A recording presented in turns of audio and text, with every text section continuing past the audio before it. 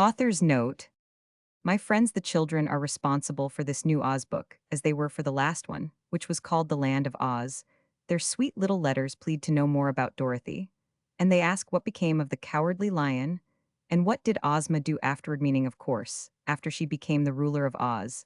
And some of them suggest plots to me, saying please have Dorothy go to the Land of Oz again, or why don't you make Ozma and Dorothy meet, and have a good time together. Indeed, could I do all that my little friends ask, I would be obliged to write dozens of books to satisfy their demands, and I wish I could, for I enjoy writing these stories just as much as the children say they enjoy reading them. Well, here is more about Dorothy, and about our old friends the Scarecrow and the Tin Woodman, and about the Cowardly Lion and Ozma, and all the rest of them, and here likewise is a good deal about some new folks that are queer and unusual. One little friend who read this story before it was printed said to me, Belina, is real Ozzy Mr. Baum, and so are TikTok and the Hungry Tiger. If this judgment is unbiased and correct, and the little folks find this new story real Ozzy, I shall be very glad indeed that I wrote it. But perhaps I shall get some more of those very welcome letters from my readers telling me just how they like Ozma of Oz. I hope so anyway. Roman 50 Frank Baum. Makatawa 1907. PG 12. PG 13. The Girl in the Chicken Coop. The wind blew hard and joggled the water of the ocean, sending ripples across its surface. Then the wind pushed the edges of the ripples until they became waves, and shoved the waves around until they became billows. The billows rolled dreadfully high, higher even than the tops of houses. Some of them indeed rolled as high as the tops of tall trees, and seemed like mountains, and the gulfs between the great billows were like deep valleys. All this mad dashing and splashing of the waters of the big ocean, which the mischievous PG-14 wind caused without any good reason whatever, resulted in a terrible storm. And a storm on the ocean is liable to cut many queer pranks and do a lot of damage. At the time the wind began to blow, a ship was sailing far out upon the waters when the waves began to tumble and toss. And to grow bigger and bigger, the ship rolled up and down and tipped sideways, first one way, and then the other end was jostled around so roughly that even the sailormen had to hold fast to the ropes and railings to keep themselves from being swept away by the wind or pitched headlong into the sea. And the clouds were so thick in the sky that the sunlight couldn't get through them, so that the day grew dark as night, which added to the terrors of the storm. The captain of the ship was not afraid because he had seen storms before and had sailed his ship through them in safety, but he knew that his passengers would be in danger if they tried to stay on deck. So he put them all into the cabin and told them to stay there until after the storm was over, and to keep brave hearts and not be scared, and all would be well with them. Now among these passengers was a little Kansas PG-15 girl named Dorothy Gale, who was going with her Uncle Henry to Australia to visit some relatives. They had never before seen Uncle Henry, you must know, was not very well because he had been working so hard on his Kansas farm that his health had given way and left him weak and nervous.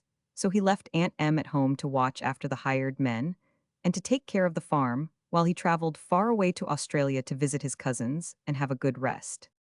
Dorothy was eager to go with him on this journey, and Uncle Henry thought she would be good company and help cheer him up, so he decided to take her along. The little girl was quite an experienced traveler, for she had once been carried by a cyclone as far away from home as the marvelous land of Oz, and she had met with a good many adventures in that strange country before she managed to get back to Kansas again, so she wasn't easily frightened whatever happened.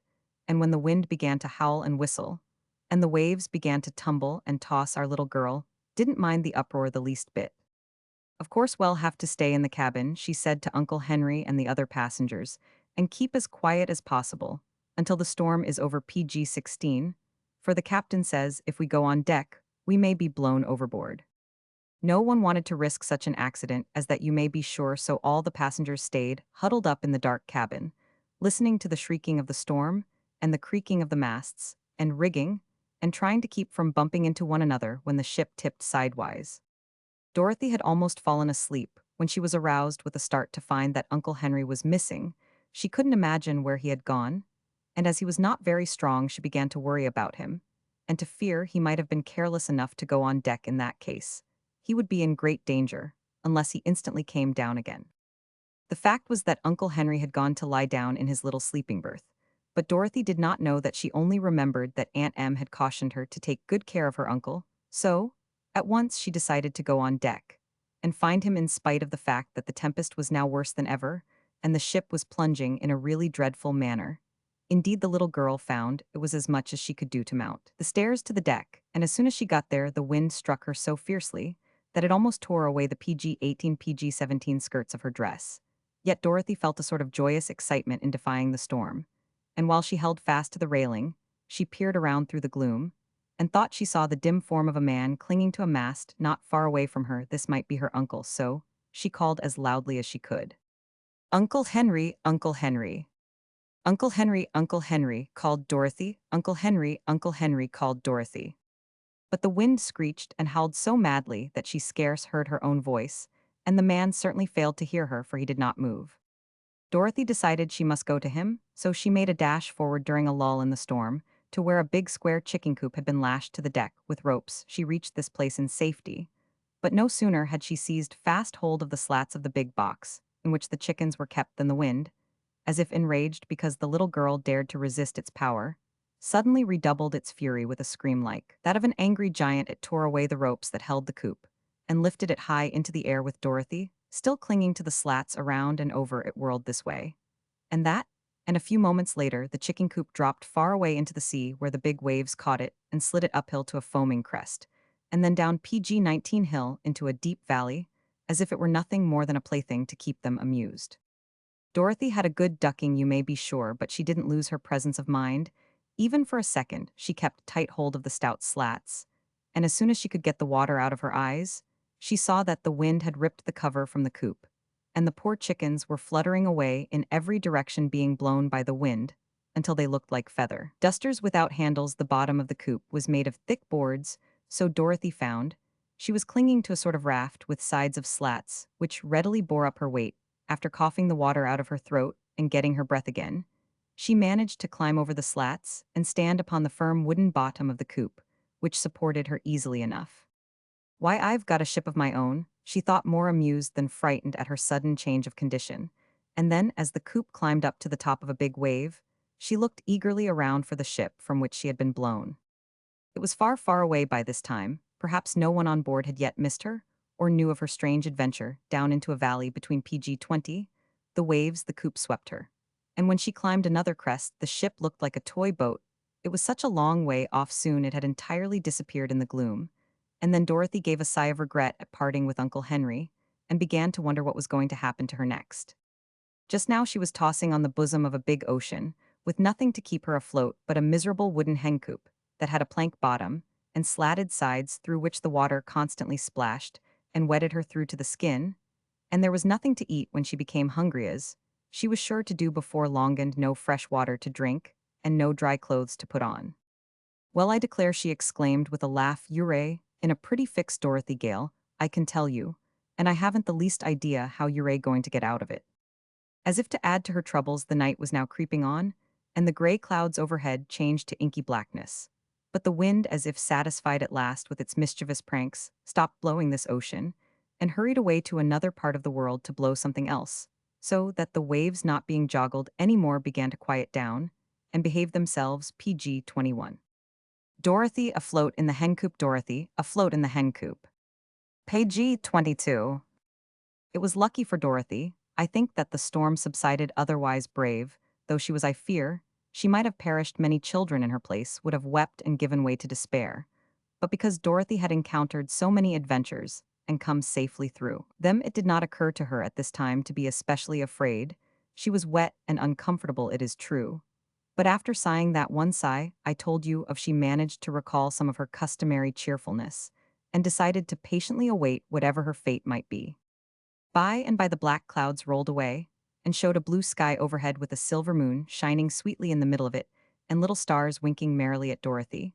When she looked their way, the coop did not toss around any more, but rode the waves more gently, almost like a cradle rocking, so that the floor upon which Dorothy stood was no longer swept by water coming through the slats. Seeing this, and being quite exhausted by the excitement of the past few hours, the little girl decided that sleep would be the best thing to restore her strength, and the easiest way in which she could pass the time. The floor was damp, and she was herself wringing wet, but fortunately, This was a warm climate, and she did not feel at all cold PG-23, so she sat down in a corner of the coop, leaned her back against the slats, nodded at the friendly stars before she closed her eyes, and was asleep in half a minute. PG-24. The yellow hen. A strange noise awoke Dorothy, who opened her eyes to find that day had dawned, and the sun was shining brightly in a clear sky. She had been dreaming that she was back in Kansas again, and playing in the old barnyard with the calves and pigs and chickens all around her. And at first, as she rubbed the sleep from her eyes, she really imagined she was there. Cut catgut. Ah, here again was the strange noise that had awakened her surely. It was a hen cackling PG-25. But her witty open eyes first saw through the slats of the coop, the blue waves of the ocean now calm and placid, and her thoughts flew back to the past night so full of danger and discomfort. Also, she began to remember that she was a waif of the storm adrift upon a treacherous and unknown sea. Cut. What's that? Cried Dorothy, starting to her feet. Why, I've just laid an egg, that's all, replied a small but sharp and distinct voice. And looking around her, the little girl discovered a yellow hen squatting in the opposite corner of the coop. Dear me, she exclaimed in surprise, have you been here all night too? Of course, answered the hen, fluttering her wings and yawning. When the coop blew away from the ship, I clung fast to this corner with claws and beak, for I knew, if I fell into the water, I'd surely be drowned. Indeed, I nearly drowned, as it was with all that water washing over me. I never was so wet before in my life. Yes, agreed Dorothy, it was pretty wet for a time, I know, but do you feel comfortable now?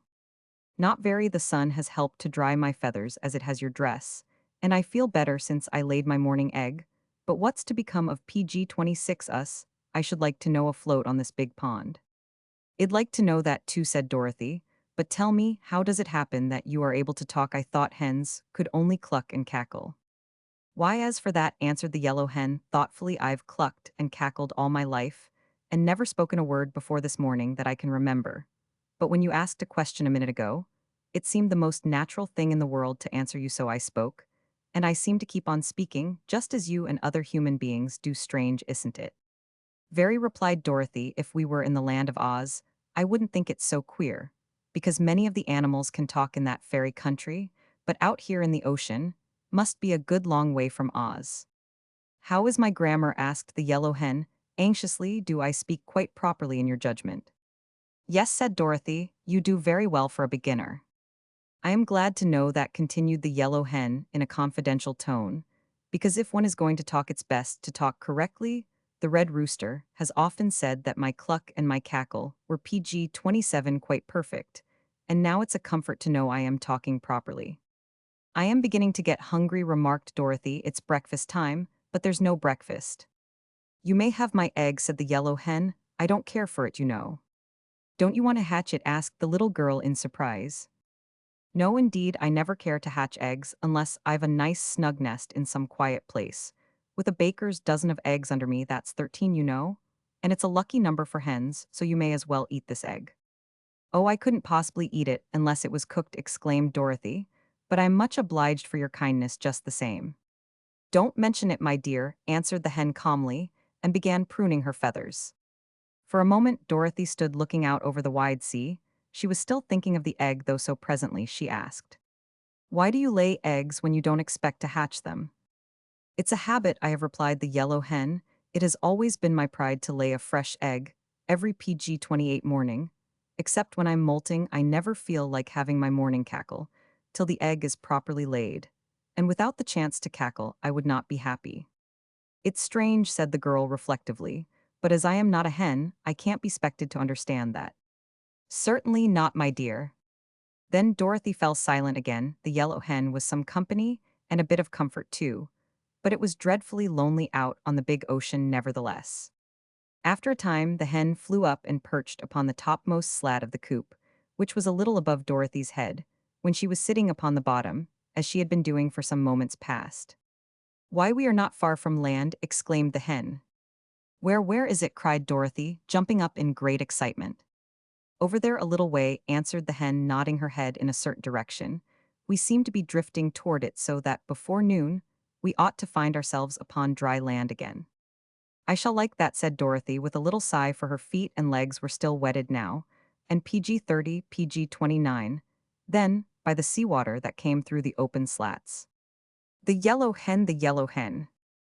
So shall I, answered her companion, there is nothing in the world so miserable as a wet hen.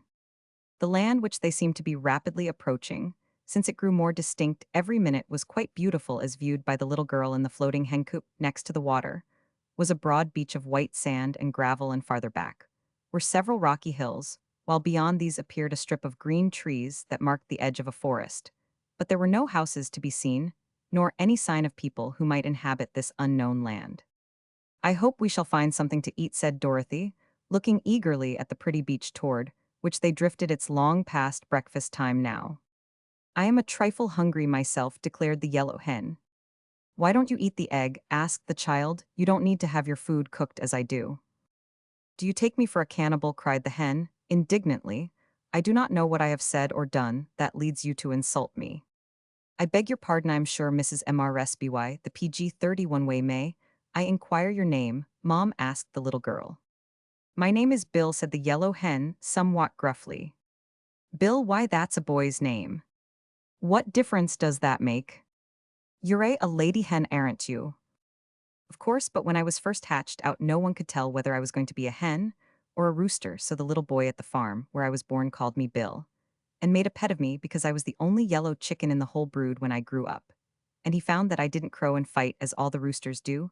He did not think to change my name, and every creature in the barnyard, as well as the people in the house, knew me as Bill, so Bill I've always been called, and Bill is my name. But it's all wrong, you know, declared Dorothy earnestly. And if you don't mind, I shall call you Bellina, putting the Ina on the end. Makes it a girl's name, you see. Oh, I don't mind it in the least, returned the yellow hen. It doesn't matter at all what you call me so long as I know the name means me. Very well, Bellina, my name is Dorothy Gale, PG-32, just Dorothy to my friends. And Miss Gale to strangers, you may call me Dorothy. If you like, we're getting very near the shore, do you suppose? It is too deep for me to wade the rest of the way. Wait a few minutes longer, the sunshine is warm and pleasant, and we are in no hurry.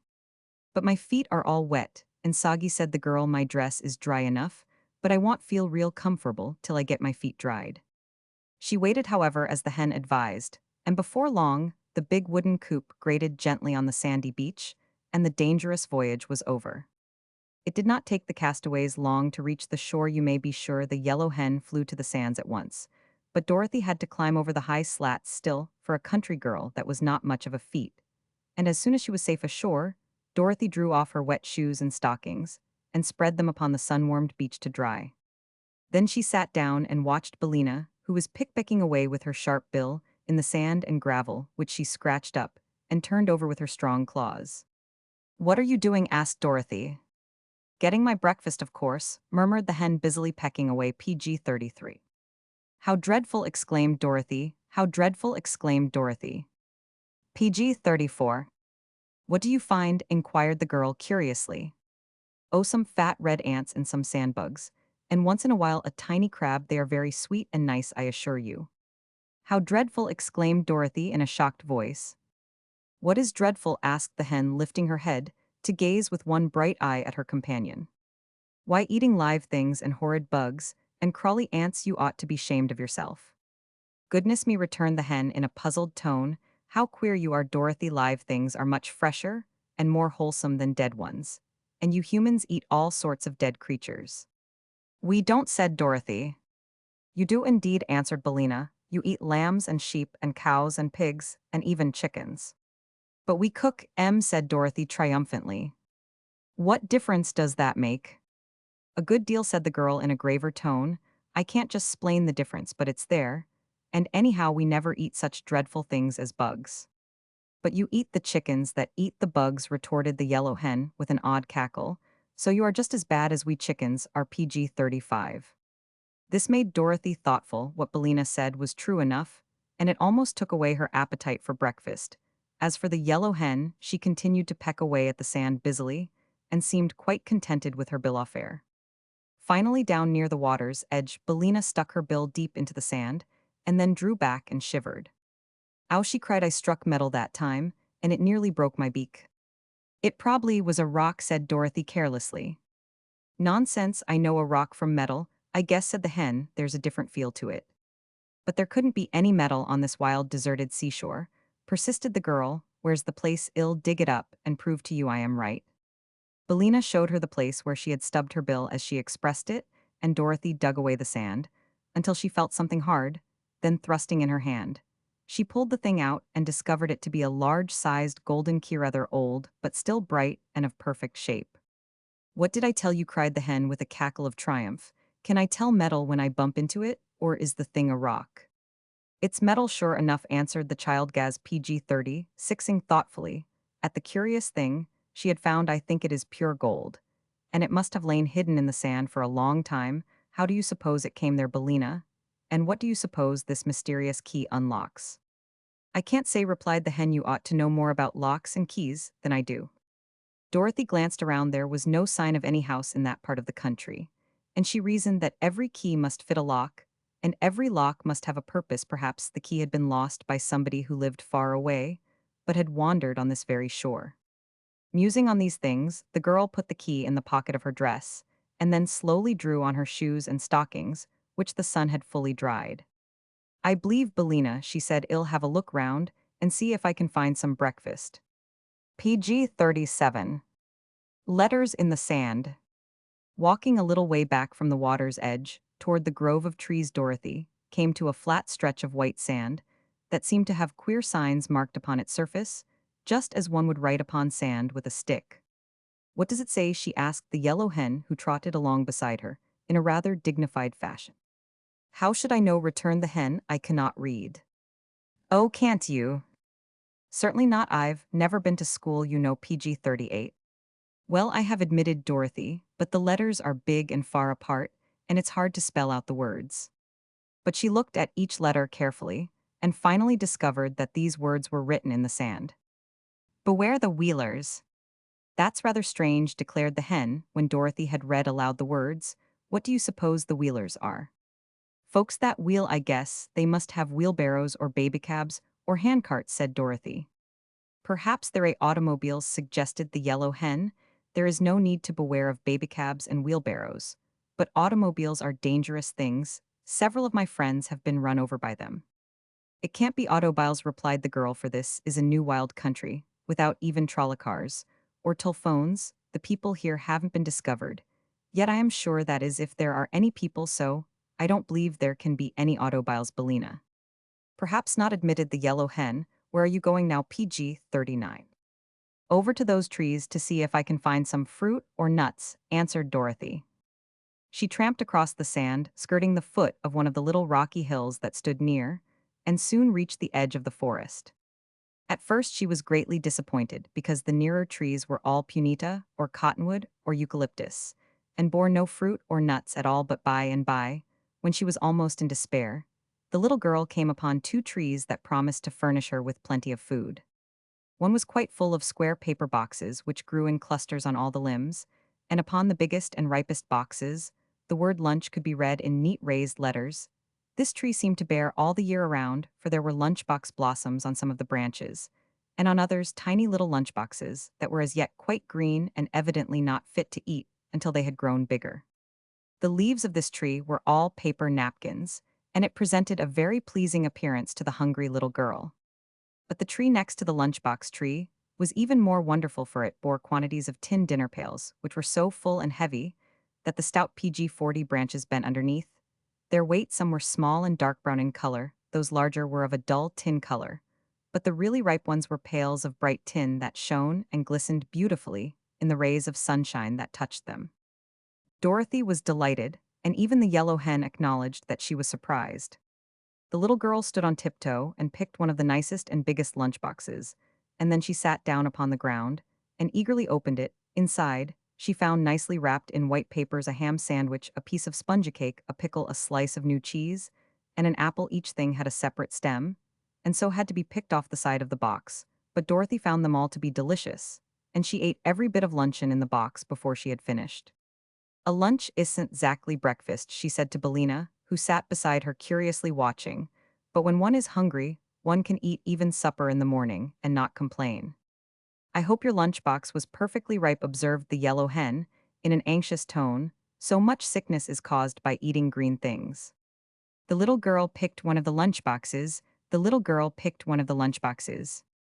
Oh, I am sure it was ripe, declared Dorothy, all that except the pickle, and a pickle just as PG-42, PG-41 to be green Bellina. But everything tasted perfectly splendid, and I'd rather have it than a church picnic. And now? I think I'll pick a dinner pail to have when I get hungry again, and then we'll start out and explore the country and see where we are. Haven't you any idea what country this is? Inquired Bellina. None at all, but listen, I'm quite sure it's a fairy country, or such things, as lunchboxes and dinner pails wouldn't be growing upon trees. Besides Bellina being a hen, you wouldn't be able to talk in any civilized country like Kansas, where no fairies live at all. Perhaps we're in the land of Oz, said the hen thoughtfully. No, that can't be, answered the little girl, because I've been to the land of Oz, and it's all surrounded by a horrid desert that no one can cross. Then how did you get away from there again? Asked Bellina. I had a pair of silver shoes that carried me through the air, but I lost them, said Dorothy. Ah, indeed, remarked the yellow hen in a tone of unbelief. Anyhow, resumed the girl, there is no CPG-43 shore near the land of Oz, so this must surely be some other fairy country. While she was speaking, she selected a bright and pretty dinner pail that seemed to have a stout handle, and picked it from its branch. Then, accompanied by the yellow hen, she walked out of the shadow of the trees toward the seashore. They were part way across the sands, when Bellina suddenly cried in a voice of terror. What's that? PG-44. Dorothy turned quickly around, and saw coming out of a path that led from between the trees, the most peculiar person her eyes had ever beheld. It had the form of a man, except that it walked, or rather rolled, upon all fours, and its legs were the same length as its arms, giving them the appearance of the four legs of a beast. Yet it was no beast that Dorothy had discovered, for the person was clothed most gorgeously in embroidered garments of many colors, and wore a straw hat perched jauntily upon the side of its head. But it differed from human beings in this respect, that instead of hands and feet there grew at the end of its arms and legs round wheels, and by means of these wheels it rolled very swiftly over the level ground. Afterward Dorothy found that these odd wheels were of the same hard substance that our fingernails and toenails are composed of.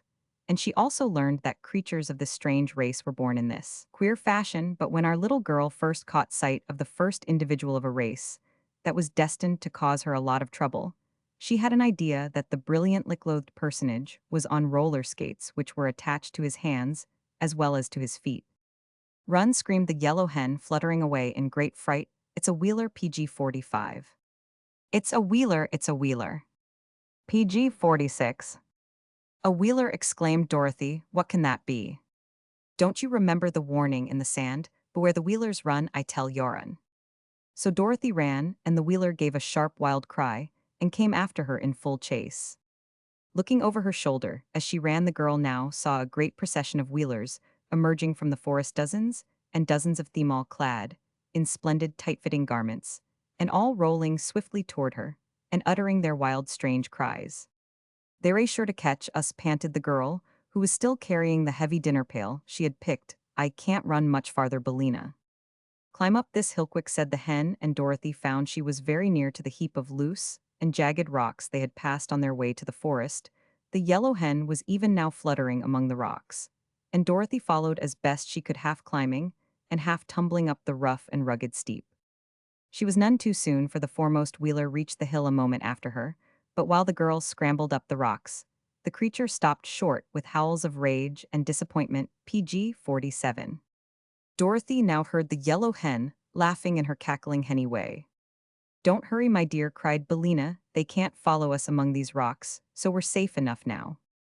Dorothy stopped at once and sat down upon a broad boulder, for she was all out of breath.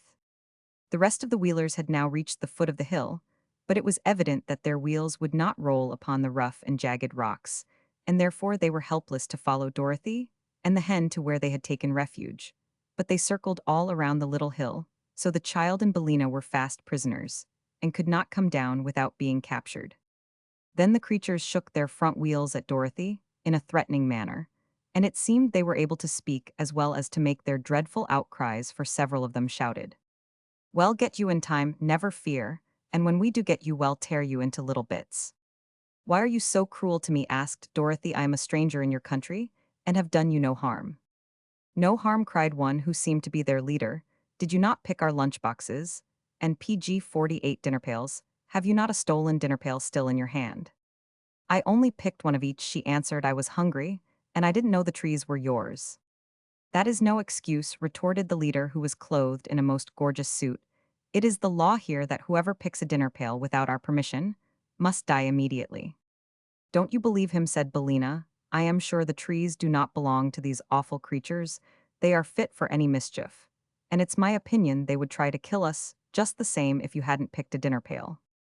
I think so too, agreed Dorothy, but what shall we do now? Stay where we are, advised the yellow hen. We are safe from the Wheelers, until we starve to death anyhow, and before that time comes, a good many things can happen. PG-49. TikTok the Machine Man. After an hour or so, most of the band of Wheelers rolled back into the forest, leaving only 3 of their number to guard the hill. These curled themselves up like big dogs and pretended to go to sleep on the sands, but neither Dorothy nor Bellina were fooled by this trick, so they remained in security among the rocks and paid no attention to their cunning enemies. Finally, the hen, fluttering over the mound, exclaimed, "Why, here's a path." So Dorothy at once clambered to where Bellina sat, and there sure enough was a smooth path, PG-50, cut between the rocks.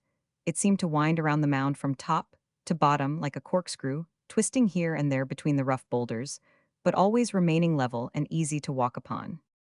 Indeed, Dorothy wondered at first why the Wheelers did not roll up this path, but when she followed it to the foot of the mound, she found that several big pieces of rock had been placed directly across the end of the way, thus preventing anyone outside from seeing it, and also preventing the Wheelers from using it to climb up the mound.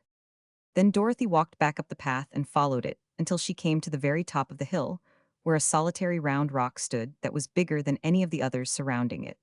The path came to an end just beside this great rock, and for a moment it puzzled the girl to know why the path had been made at all, but the hen, who had been gravely following her around, and was now perched upon a point of rock behind Dorothy, suddenly remarked, "It looks something like a door, doesn't it?" "What looks like a door?" inquired the child. "Why, that crack in the rock just facing you," replied Bellina, whose little round eyes were very sharp and seemed to see everything. "It runs up PG-51 one side and down the other, and across the top and the bottom." "What does?" "Why, the crack, so I think it must be a door of rock, although I do not see any hinges." "Oh yes," said Dorothy, now observing for the first time the crack in the rock. "And isn't this a keyhole, Bellina?" pointing to a round, deep hole at one side of the door. "Of course, if we only had the key now, we PG-52 could unlock it.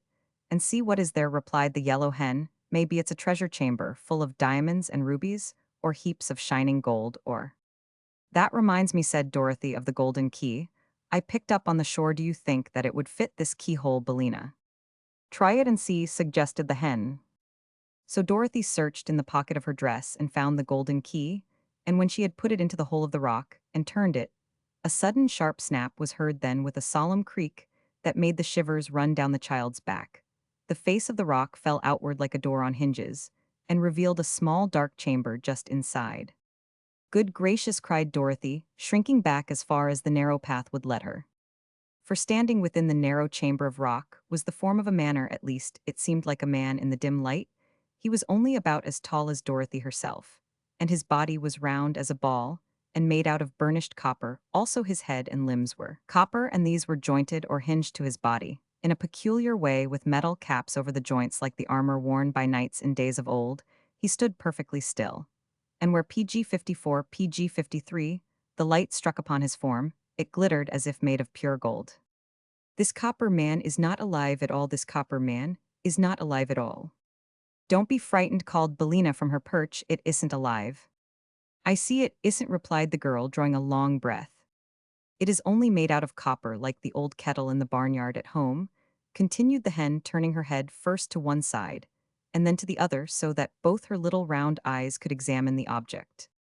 "Once," said Dorothy, "I knew a man made out of tin, who was a woodman named Nick Chopper, but he was as alive as we are, 'cause he was born a real man, and got his tin body a little at a time, first a leg, and then a finger, and then an ear, for the reason that he had so many accidents with his axe, and cut himself up in a very careless manner." "Oh," said the hen with a sniff, as if she did not believe the story. "But this copper man," continued Dorothy, looking at it with big eyes, "is not alive at all, and I wonder what it was made for, and why it was locked up in this queer place. That is a mystery, remarked the hen, twisting her head to arrange her wing feathers with her bill PG-55. Dorothy stepped inside the little room to get a back view of the copper man, and in this way discovered a printed card that hung between his shoulders, it being suspended from a small copper peg at the back of his neck. She unfastened this card, and returned to the path where the light was better, and sat herself down upon a slab of rock to read the printing. "What does it say?" asked the hen curiously. Dorothy read the card aloud, spelling out the big words with some difficulty, and this is what she read. Smith Tinkers. Patent double action, extra responsive, thought creating, perfect talking. Mechanical man. Fitted with our special clockwork attachment, thinks, speaks, acts, and does everything but live. Manufactured only at our works at Evna Land of Ev, all infringements will be promptly prosecuted according to law. How queer, said the yellow hen. Do you think that is all true, my dear PG-56?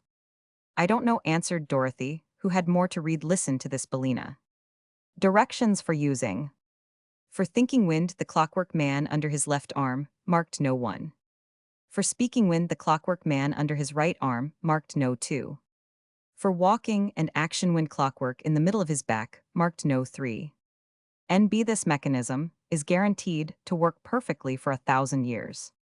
Well, I declare, gasped the yellow hen, in amazement. If the copper man can do half of these things, he is a very wonderful machine.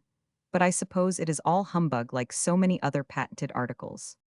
We might wind him up, suggested Dorothy, and see what he'll do. Where is the key to the clockwork? asked Bellina. Hanging on the peg where I found the card. Then said the hen, let us try him, and find out if he will go. He is warranted for 1,000 years, it seems, but we do not know how long he has been standing inside this rock. Dorothy had already taken the clock key from the peg PG-57. Dorothy wound up number 1. Dorothy wound up number 1. PG-58. Which shall I wind up first? She asked, looking again at the directions on the card. Number 1, I should think, returned Bellina. That makes him think, doesn't it? Yes, said Dorothy, and wound up number 1 under the left arm. He doesn't seem any different, remarked the hen critically. Why, of course not, he is only thinking now, said Dorothy. I wonder what he is thinking about. I'll wind up his talk, and then perhaps he can tell us, said the girl. So she wound up number 2, and immediately the clockwork man said, without moving any part of his body except his lips, Good morning, little girl. Good morning, Mrs. Hen. The words sounded a little hoarse and creaky, and they were uttered all in the same tone, without any change of expression whatever, but both Dorothy and Bellina understood them perfectly. Good morning, sir, they answered politely. Thank you for rescuing me, continued the machine in the same monotonous voice, which PG-59 seemed to be worked by bellows inside of him, like the little toy lambs, and cats the children squeeze so that they will make a noise. Don't mention it, answered Dorothy, and then, being very curious, she asked, How did you come to be locked up in this place? It is a long story, replied the copper man, but I will tell it to you briefly. I was purchased from Smith Tinker, my manufacturers, by a cruel king of Ev named Evaldo, who used to PG-60 beat all his servants. Until they died, however, he was not able to kill me because I was not alive, and one must first live in order to die, so that all his beating did me no harm, and merely kept my copper body well polished. This cruel king had a lovely wife and 10 beautiful children, 5 boys, and 5 girls, but in a fit of anger, he sold them all to the gnome king, who by means of his magic arts changed them all into other forms, and put them in his underground palace to ornament the rooms. Afterward, the king of Ev regretted his wicked action, and tried to get his wife and children away from the gnome king, but without avail, so in despair, he locked me up in this rock, threw the key into the ocean, and then jumped in after it and was drowned. How very dreadful, exclaimed Dorothy. It is indeed, said the machine. When I found myself imprisoned, I shouted for help, until my voice ran down, and then I walked back and forth in this little room, until my action ran down, and then I stood still and thought, until my thoughts ran down. After that I remember nothing, until you wound me up again. It's a very wonderful story, said Dorothy, and PG-62, PG-61, proves that the land of Ev is really a fairy land as I thought it was. The copper man walked out of the rocky cavern. The copper man walked out of the rocky cavern. Of course it is, answered the copper man. I do not suppose such a perfect machine, as I am could be made in any place but a fairy land. I've never seen one in Kansas, said Dorothy. But where did you get the key to unlock this door? Asked the clockwork voice. I found it on the shore where it was probably washed up by the waves, she answered. And now, sir, if you don't mind, I'll wind up your action. That will please me very much, said the machine.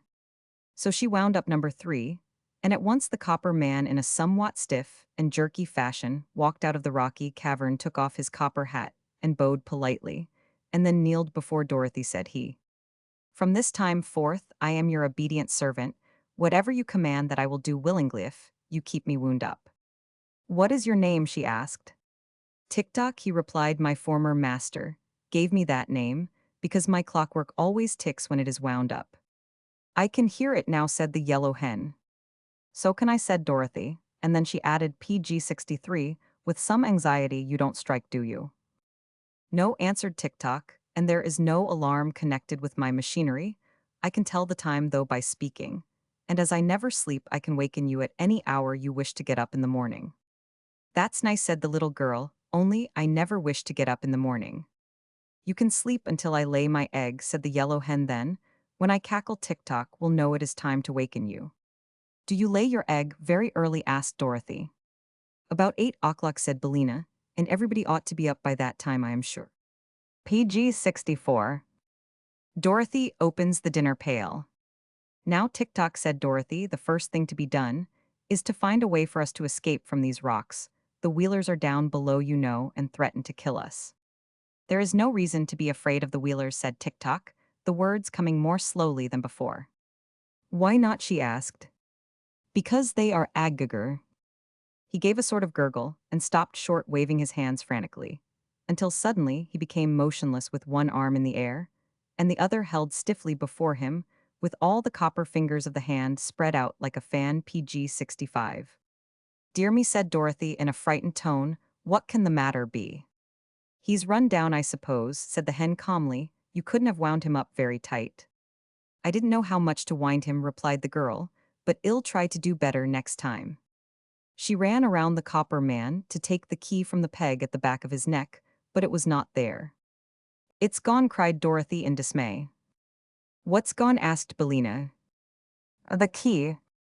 It probably fell off when he made that low bow to you, returned the hen. Look around, and see if you cannot find it again.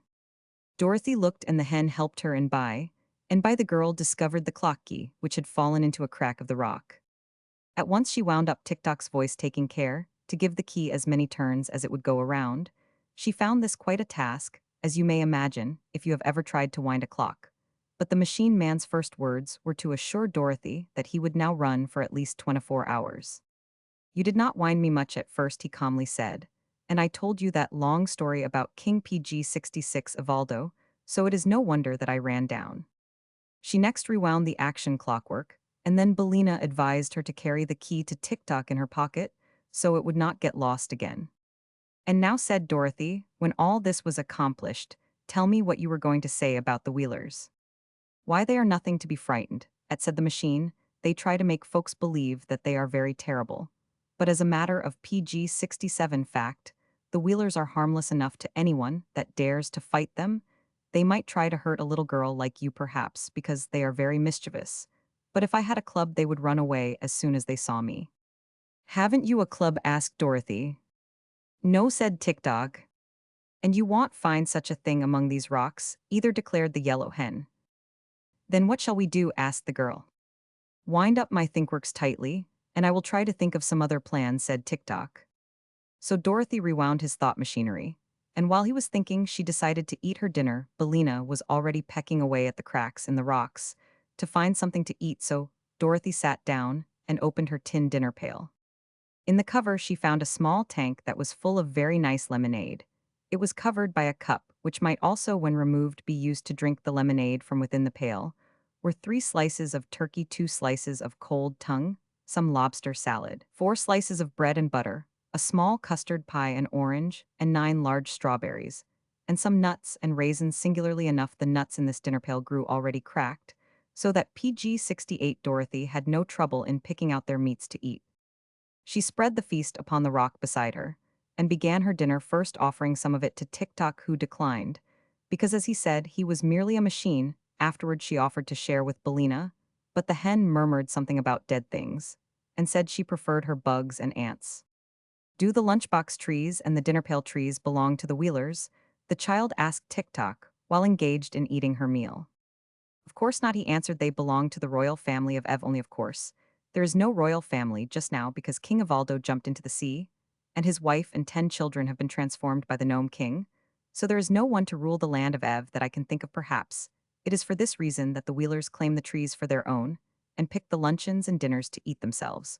But they belong to the king, and you will find the royal E stamped upon the bottom of every dinner pail. Dorothy turned the pail over, and at once discovered the royal mark upon it, as Tick-Tock had said. Are the Wheelers the only folks living in the land of Ev? Inquired the girl, PG 69. Dorothy opened her tin dinner pail. Dorothy opened her tin dinner pail. PG 70. No, they only inhabit a small portion of it just back of the woods, replied the machine, but they have always been mischievous and impertinent. And my old master, King Evaldo, used to carry a whip with him when he walked out to keep the creatures in order. When I was first made, the Wheelers tried to run over me and butt me with their heads, but they soon found I was built of too solid a material for them to injure. You seem very durable, said Dorothy. Who made you? The firm of Smith Tinker in the town of Evna, where the royal palace stands, answered Tick-Tock. Did they make many of you? Asked the child. No, I am the only automatic mechanical man they ever completed, he replied. They were very wonderful inventors, were my makers, and quite artistic in all they Roman 999. I am sure of that, said Dorothy. Do they live in the town of Evna now? They are both gone, replied the machine. Mr. Smith was an artist as well as an inventor, and he painted a picture of a river, which was so natural that, as he was reaching across it to paint some flowers on the opposite bank, he fell into the water and was drowned. PG 71. Oh, I am sorry for that, exclaimed the little girl. Mr. Tinker, continued Tick-Tock, made a ladder so tall that he could rest the end of it against the moon, while he stood on the highest rung, and picked the little stars to set in the points of the king's crown. But when he got to the moon, Mr. Tinker found it such a lovely place that he decided to live there, so he pulled up the ladder after him, and we have never seen him since. He must have been a great loss to this country, said Dorothy, who was by this time eating her custard pie. He was, acknowledged Tick-Tock. Also he is a great loss to me, for if I should get out of order, I do not know of anyone able to repair me, because I am so complicated. You have no idea how full of machinery I am. I can imagine it, said Dorothy readily. And now, continued the machine, I must stop talking and begin thinking again of a way to escape from this rock. So he turned halfway around in order to think without being disturbed. The best thinker I ever knew, said Dorothy to the yellow hen, was a scarecrow. Nonsense, snapped Bellina. It is true, declared Dorothy. I met him in PG 72, the land of Oz, and he traveled with me to the city of the great Wizard of Oz, so as to get some brains for his head. Was only stuffed with straw, but it seemed to me that he thought just as well before he got his brains as he did afterward. Do you expect me to believe all that rubbish about the land of Oz? Inquired Bellina, who seemed a little cross perhaps, because bugs were scarce. What rubbish? Asked the child, who was now finishing her nuts and raisins. Why, your impossible stories about animals that can talk, and a tin woodman who is alive, and a scarecrow who can think. They are all there, said Dorothy, for I have seen them. I don't believe it, cried the hen with a toss of her head. That's cause you're so ignorant, replied the girl, who was a little offended at her friend Bellina's speech. In the land of Oz, remarked Tick-Tock, turning toward them, anything is possible, for it is a wonderful fairy country. There, Bellina, what did I say? Cried Dorothy, and then she turned to the machine and asked in an eager tone, do you know the land of Oz? Tick-Tock, PG 73. Mr. Tinker visits the moon. Mr. Tinker visits the moon. PG 74. No, but I have heard about it, said the copper man, for it is only separated from this land of Ev by a broad desert. Dorothy clapped her hands together delightedly. I am glad of that, she exclaimed. It makes me quite happy to be so near my old friends. The scarecrow I told you of, Bellina, is the king of the land of Oz. Pardon me, he is not the king now, said Tick-Tock. He was when I left there, declared Dorothy.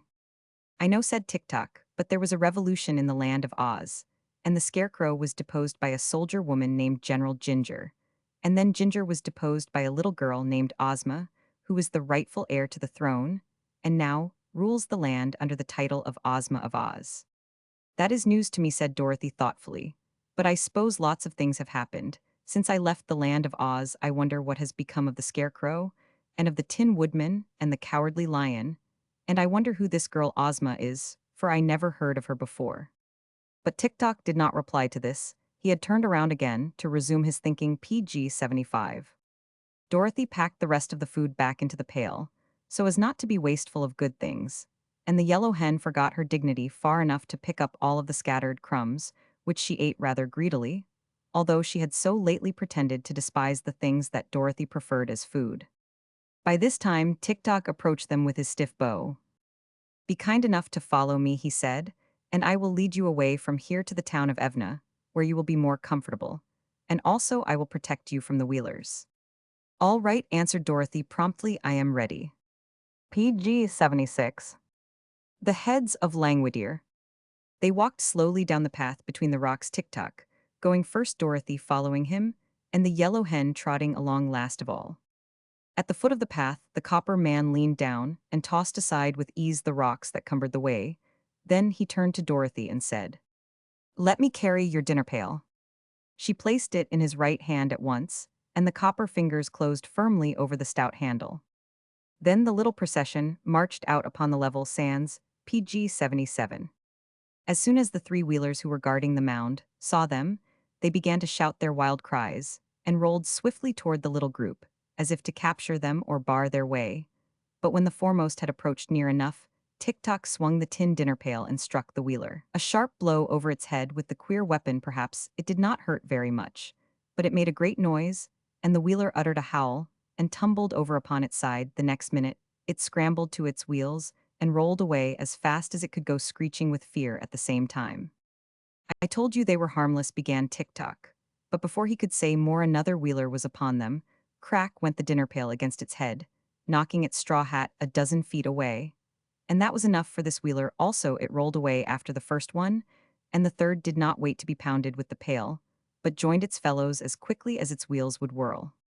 The yellow hen gave a cackle of delight, and flying to a perch upon Tik-Tok's shoulder, she said, Bravely done, my copper friend, and wisely thought of too. Now we are free from those ugly creatures. But just then, a large band of Wheelers rolled PG 78 from the forest, and relying upon their numbers to conquer, they advanced fiercely upon Tik-Tok. Dorothy grabbed Bellina in her arms and held her tight, and the machine embraced the form of the little girl with his left arm the better to protect her. Then the Wheelers were upon them. Rattlety-bang-bang went the dinner pail in every direction, and it made so much clatter bumping against the heads of the Wheelers that they were much more frightened than hurt, and fled in a great panic, all that is except their leader.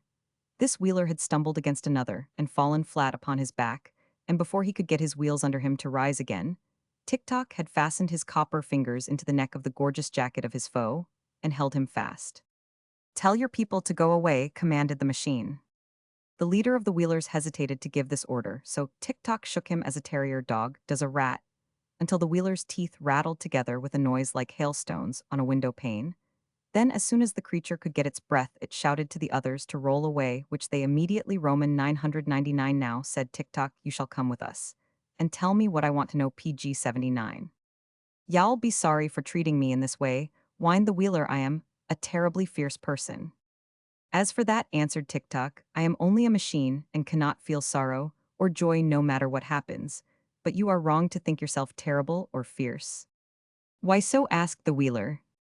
Because no one else thinks as you do. Your wheels make you helpless to injure anyone, for you have no fists, and cannot scratch or even pull PG 80 hair, nor have you any feet to kick with. All you can do is to yell and shout, and that does not hurt anyone at all. The Wheeler burst into a flood of tears, to Dorothy's great surprise. Now I and my people are ruined, forever, he sobbed, for you have discovered our secret. Being so helpless, our only hope is to make people afraid of us, by pretending we are very fierce and terrible, and writing in the sand warnings to beware the Wheelers. Until now we have frightened everyone. But since you have discovered our weakness, our enemies will fall upon us, and make us very miserable and unhappy.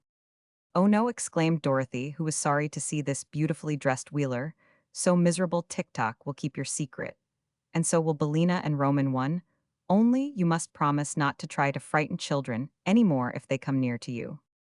I want indeed I want promised the Wheeler, ceasing to cry and becoming more cheerful. I am not really bad, you know, but we have to pretend to be terrible in order to prevent others from attacking us. On the way to the royal palace of Ev, on the way to the royal palace of Ev. That is not exactly true, said TikTok, starting to walk toward the path through the forest, and PG-80 to PG-81, still holding fast to his prisoner, who rolled slowly along beside him. You and your people are full of mischief, and like to bother those who fear you, and you are often impudent and disagreeable too. But if you will try to cure those faults, I will not tell anyone how helpless you are. I'll try, of course, replied the Wheeler eagerly, and thank you, Mr. TikTok, for your kindness. I am only a machine, said TikTok. I cannot be kind any more than I can be sorry or glad. I can only do what I am wound up to do. Are you wound up to keep my secret? Asked the Wheeler anxiously. Yes, if you behave yourself, but tell me, who rules the land of Ev now? Asked the machine.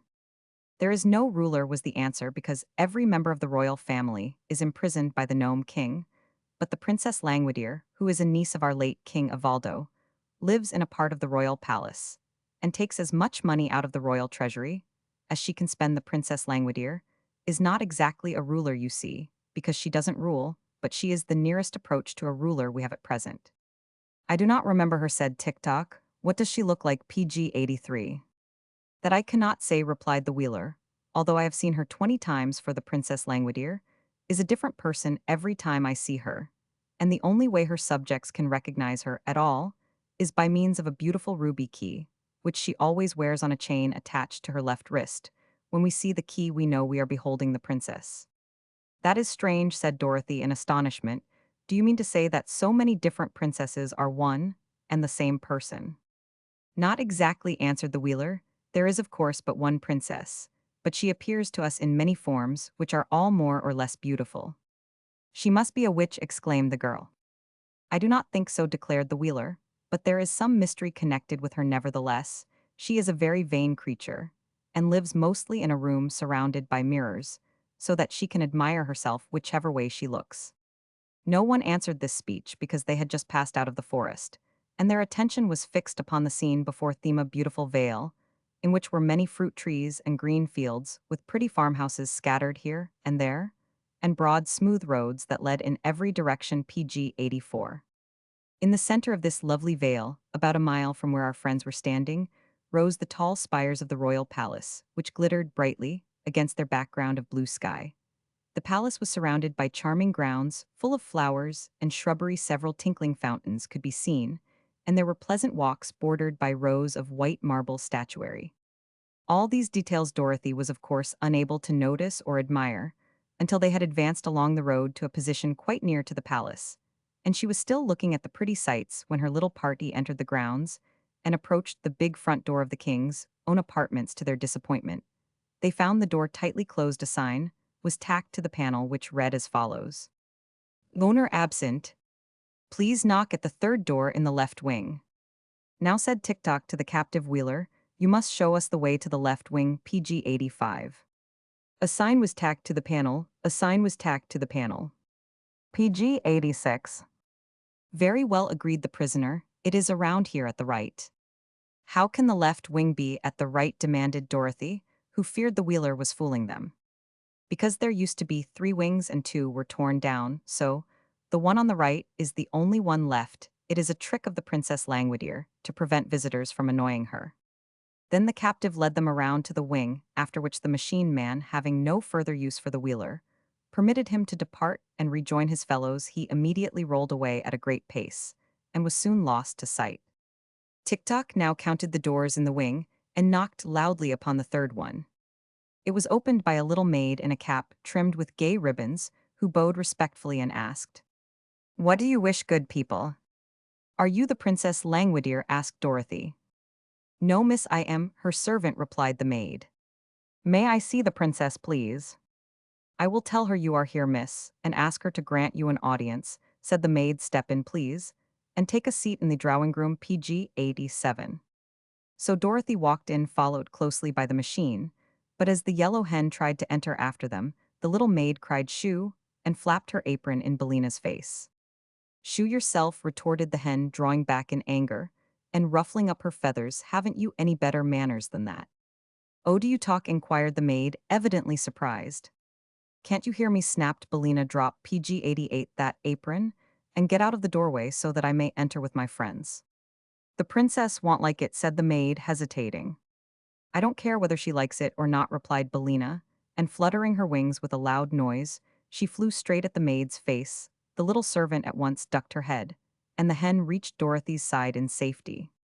"Very well," sighed the maid, "if you're all ruined because of this obstinate hen, don't blame me for it. It isn't safe to annoy the Princess Langwidere." "Tell her we are waiting, if you please," Dorothy requested with dignity. "Bellina is my friend, and must go wherever I go." Without more words, the maid led them to a richly furnished drawing room, lighted with subdued rainbow tints that came in through beautiful stained glass windows. "Remain here," she said. "What names shall I give the princess?" "I am Dorothy Gale of Kansas," replied the child, "and this gentleman is a machine named Tick-Tock, and the yellow hen is my friend Bellina." "The princess won't like it," said the maid. "The princess won't like it," said the maid. The little servant bowed and withdrew, going PG-90 PG-89 through several passages, and mounting 2 marble stairways before she came to the apartments occupied by her mistress. Princess Langwidere's sitting room was paneled with great mirrors, which reached from the ceiling to the floor. Also, the ceiling was composed of mirrors, and the floor was of polished silver that reflected every object upon it. So when Langwidere sat in her easy chair and played soft melodies upon her mandolin, her form was mirrored hundreds of times in walls and ceiling and floor, and whichever way the lady turned her head, she could see and admire her own features. This she loved to do, and just as the maid entered, she was saying to herself, "This head with the auburn hair and hazel eyes is quite attractive.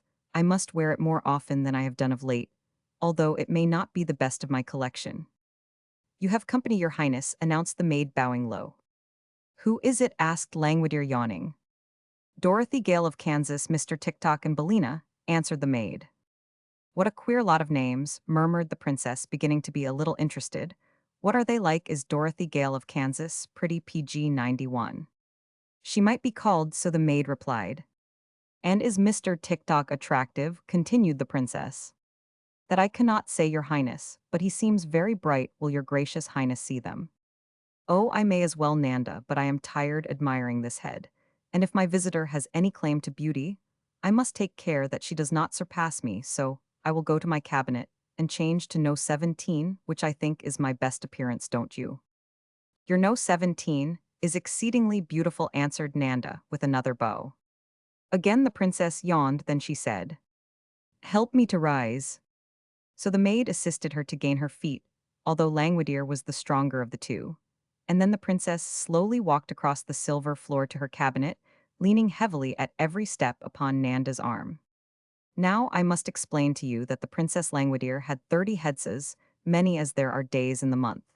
But of course, she could only wear one of them at a time, because she had but one neck. These heads were kept in what she called her cabinet, which was a beautiful dressing room, PG-92, that lay just between Langwidere's sleeping chamber and the mirrored sitting room. Each head was in a separate cupboard lined with velvet.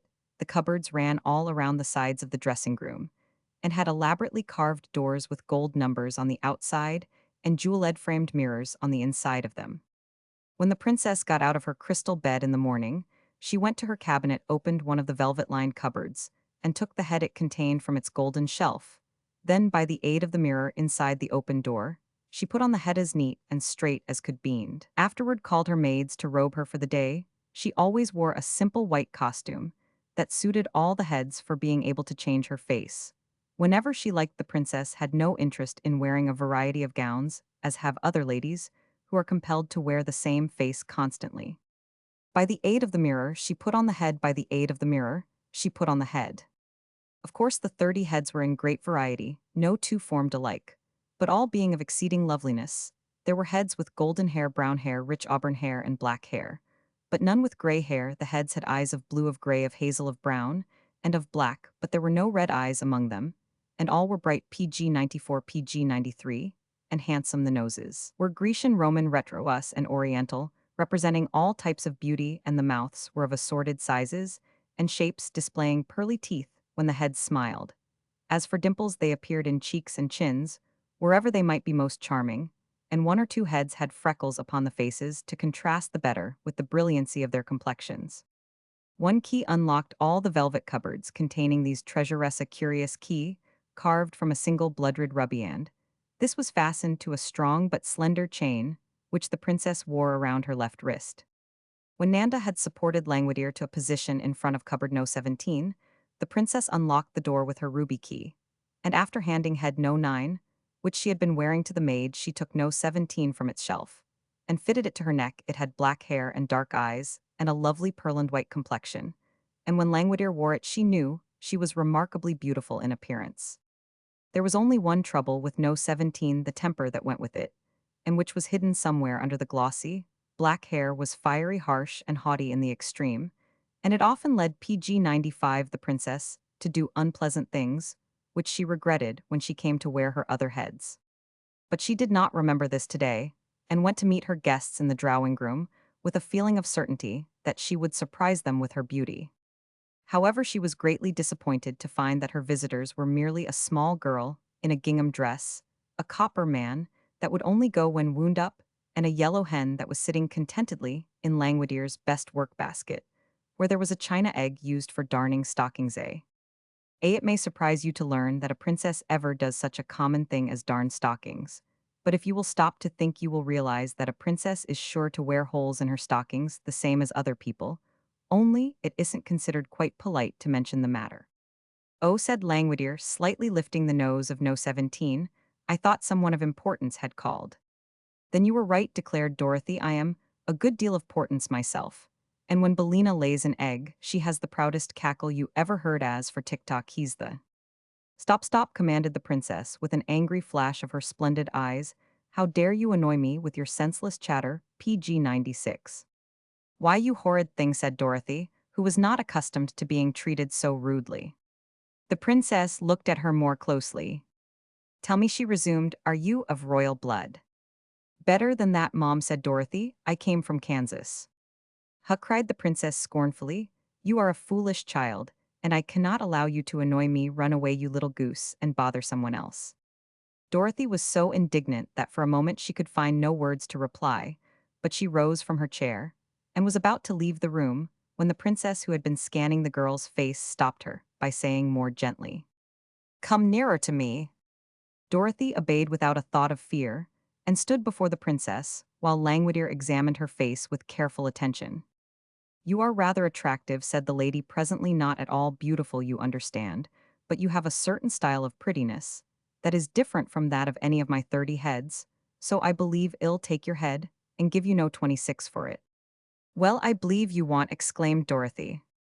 Well, I believe you want, exclaimed Dorothy. Well, I believe you want, exclaimed Dorothy.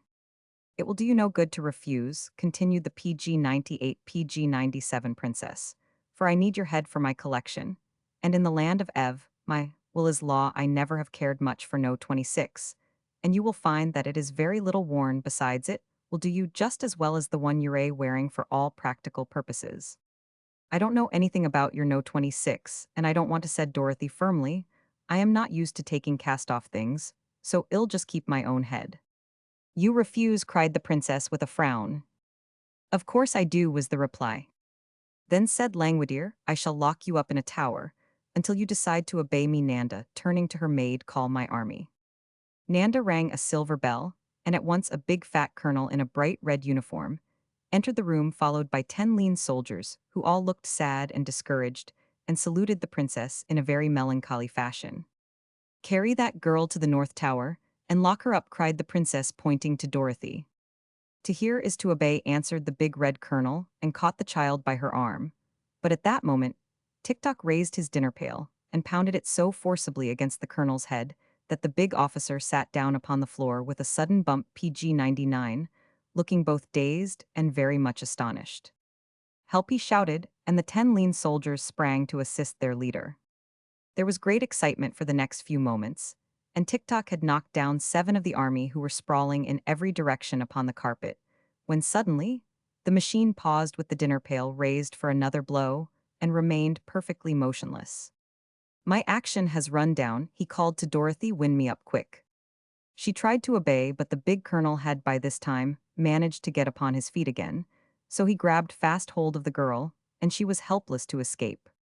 This is too bad, said the machine. I ought to have run 6 hours longer at least, but I suppose my long walk, and my fight with the wheelers, made me run down faster than usual. Well, it can't be helped, said Dorothy with a sigh. Will you exchange heads with me? Demanded the princess. No, indeed, cried Dorothy. Then lock her up, said Langwidere to her soldiers, and they led Dorothy to a high tower at the north of the palace, and locked her securely within PG 100. The soldiers afterward tried to lift Tick-Tock, but they found the machine so solid and heavy that they could not stir it, so they left him standing in the center of the drawing room. People will think I have a new statue, said Langwidere, so it won't matter in the least, and Nanda can keep him well polished. What shall we do with the hen? Asked the colonel, who had just discovered Bellina in the workbasket. Put her in the chicken house, answered the princess. Some day, I'll have her fried for breakfast. She looks rather tough, your highness, said Nanda doubtfully. That is a base slander, cried Bellina, struggling frantically in the colonel's arms, but the breed of chickens I come from is said to be poison to all princesses. Then remarked Langwidere, I will not fry the hen but keep her to lay eggs, and if she doesn't do her duty, I'll have her drowned in the horse trough. PG 101. Ozma of Oz to the rescue. Nanda brought Dorothy bread and water for her supper, and she slept upon a hard stone couch with a single pillow and a silken coverlet. In the morning, she leaned out of the window of her prison, in the tower, to see if there was any way to escape. The room was not so very high up, when compared with our modern buildings, but it was far enough above the trees and farmhouses to give her a good view of the surrounding country. To the east she saw the forest with the sands beyond it, and the ocean beyond that. There was even a dark speck upon the shore that she PG 102 thought might be the chicken coop in which she had arrived at this singular country. Then she looked to the north and saw a deep but narrow valley lying between two rocky mountains, and a third mountain that shut off the valley at the further end.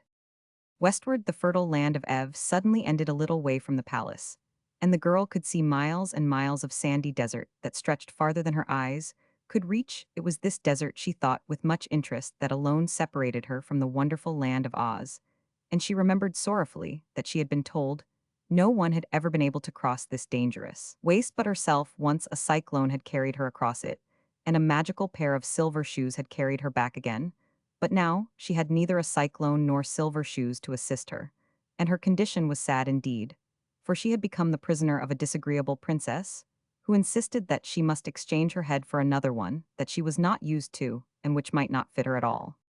Really, there seemed no hope of help for her from her old friends in the land of Oz. Thoughtfully, she gazed from her narrow window. On all the desert not a living thing was stirring.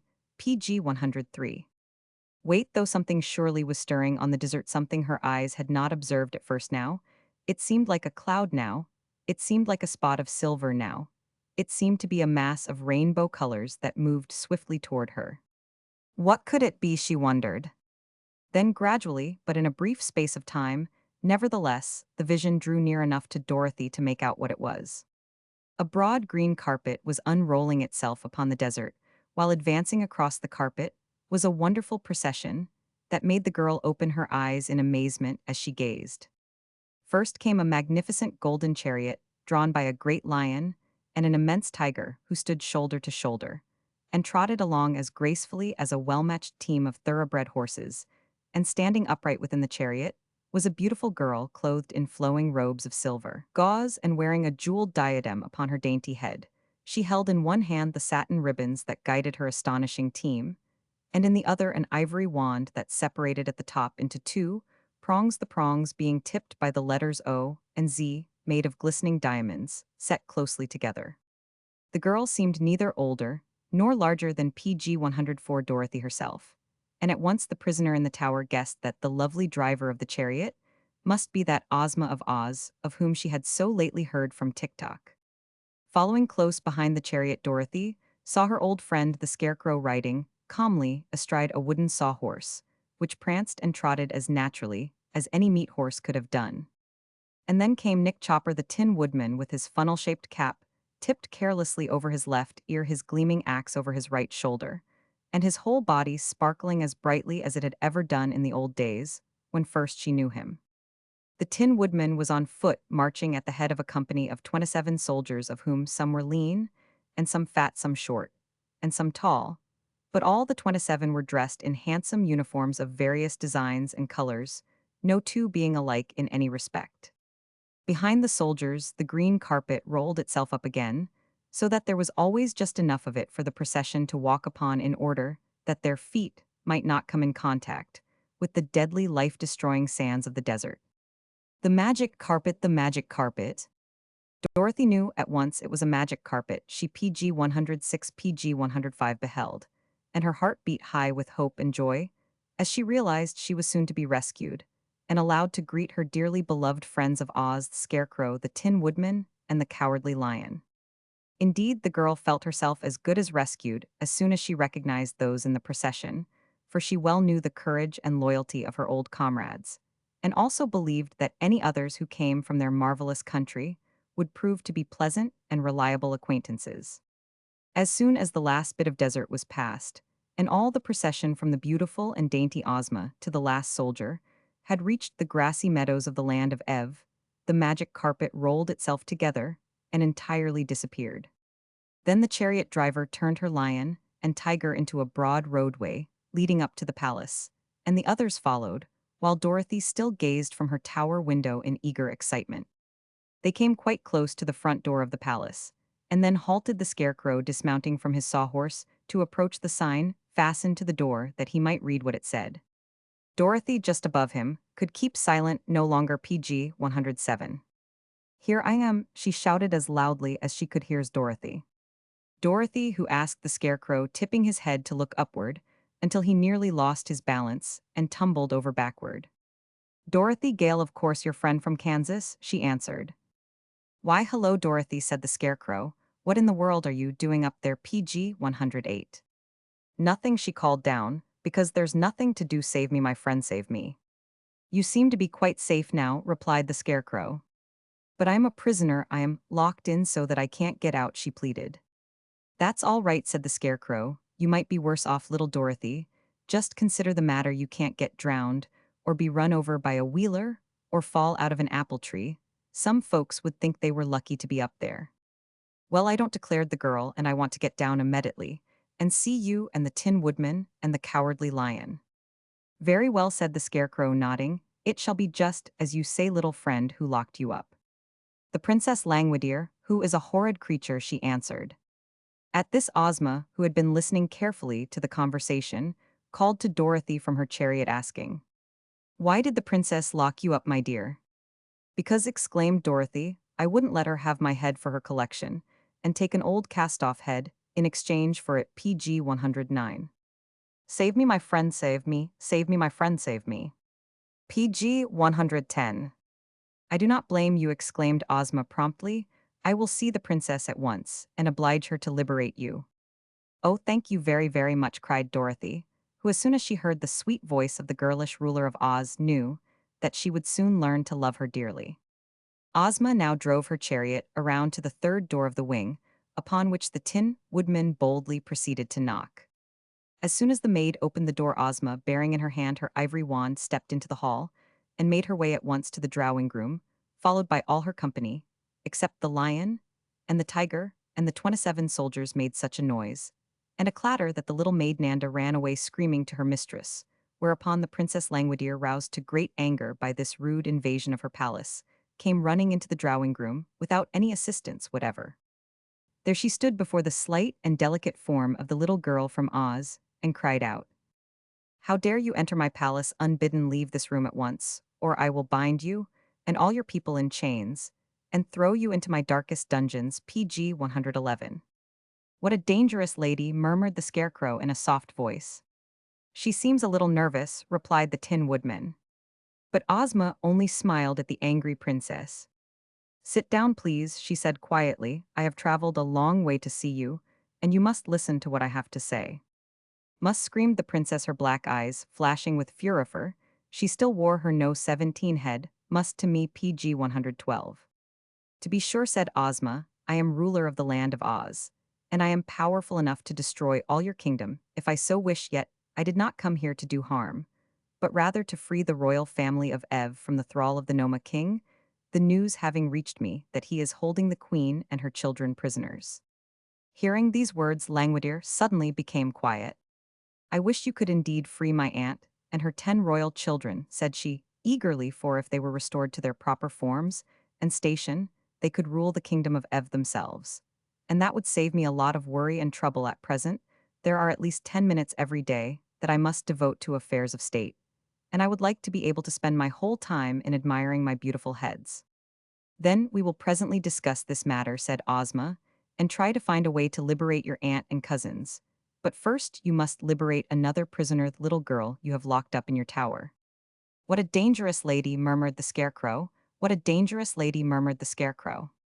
Of course, said Langwidere readily. I had forgotten all about her. That was yesterday, you know.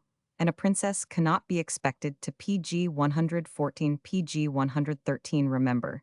Today what she did yesterday, come with me, and I will release the prisoner at once. So Ozma followed her, and they passed up the stairs that led to the room in the tower. While they were gone, Ozma's followers remained in the drawing room, and the Scarecrow was leaning against a form that he had mistaken for a copper statue, when a harsh metallic voice said suddenly in his ear, "Get off my foot, please, you are scratching my polish." "Oh, excuse me," he replied, hastily drawing back. "Are you alive?" "No," said Tick-Tock, "I am only a machine, but I can think and speak and act when I am properly wound up. Just now my action is run down, and Dorothy has the key to it." "That's all right," replied the Scarecrow. "Dorothy will soon be free, and then shall attend to your works. But it must be a great misfortune not to be alive. I am sorry for you." "Why?" asked Tick-Dog. "Because you have no brains, as I have said," the Scarecrow. "Oh yes, I have," returned Tick-Tock. "I am fitted with Smith Tinkers, improved, come by PG 115 nation steel brains. They are what make me think. What sort of brains are you fitted with?"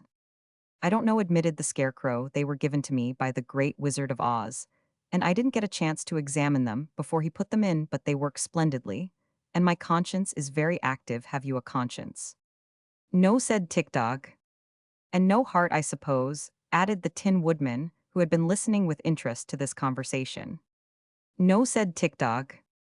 Then continued the Tin Woodman, "I regret to say that you are greatly inferior to my friend the Scarecrow, and to myself, for we are both alive, and he has brains which do not need to be wound up, while I have an excellent heart that is continually beating in my bosom."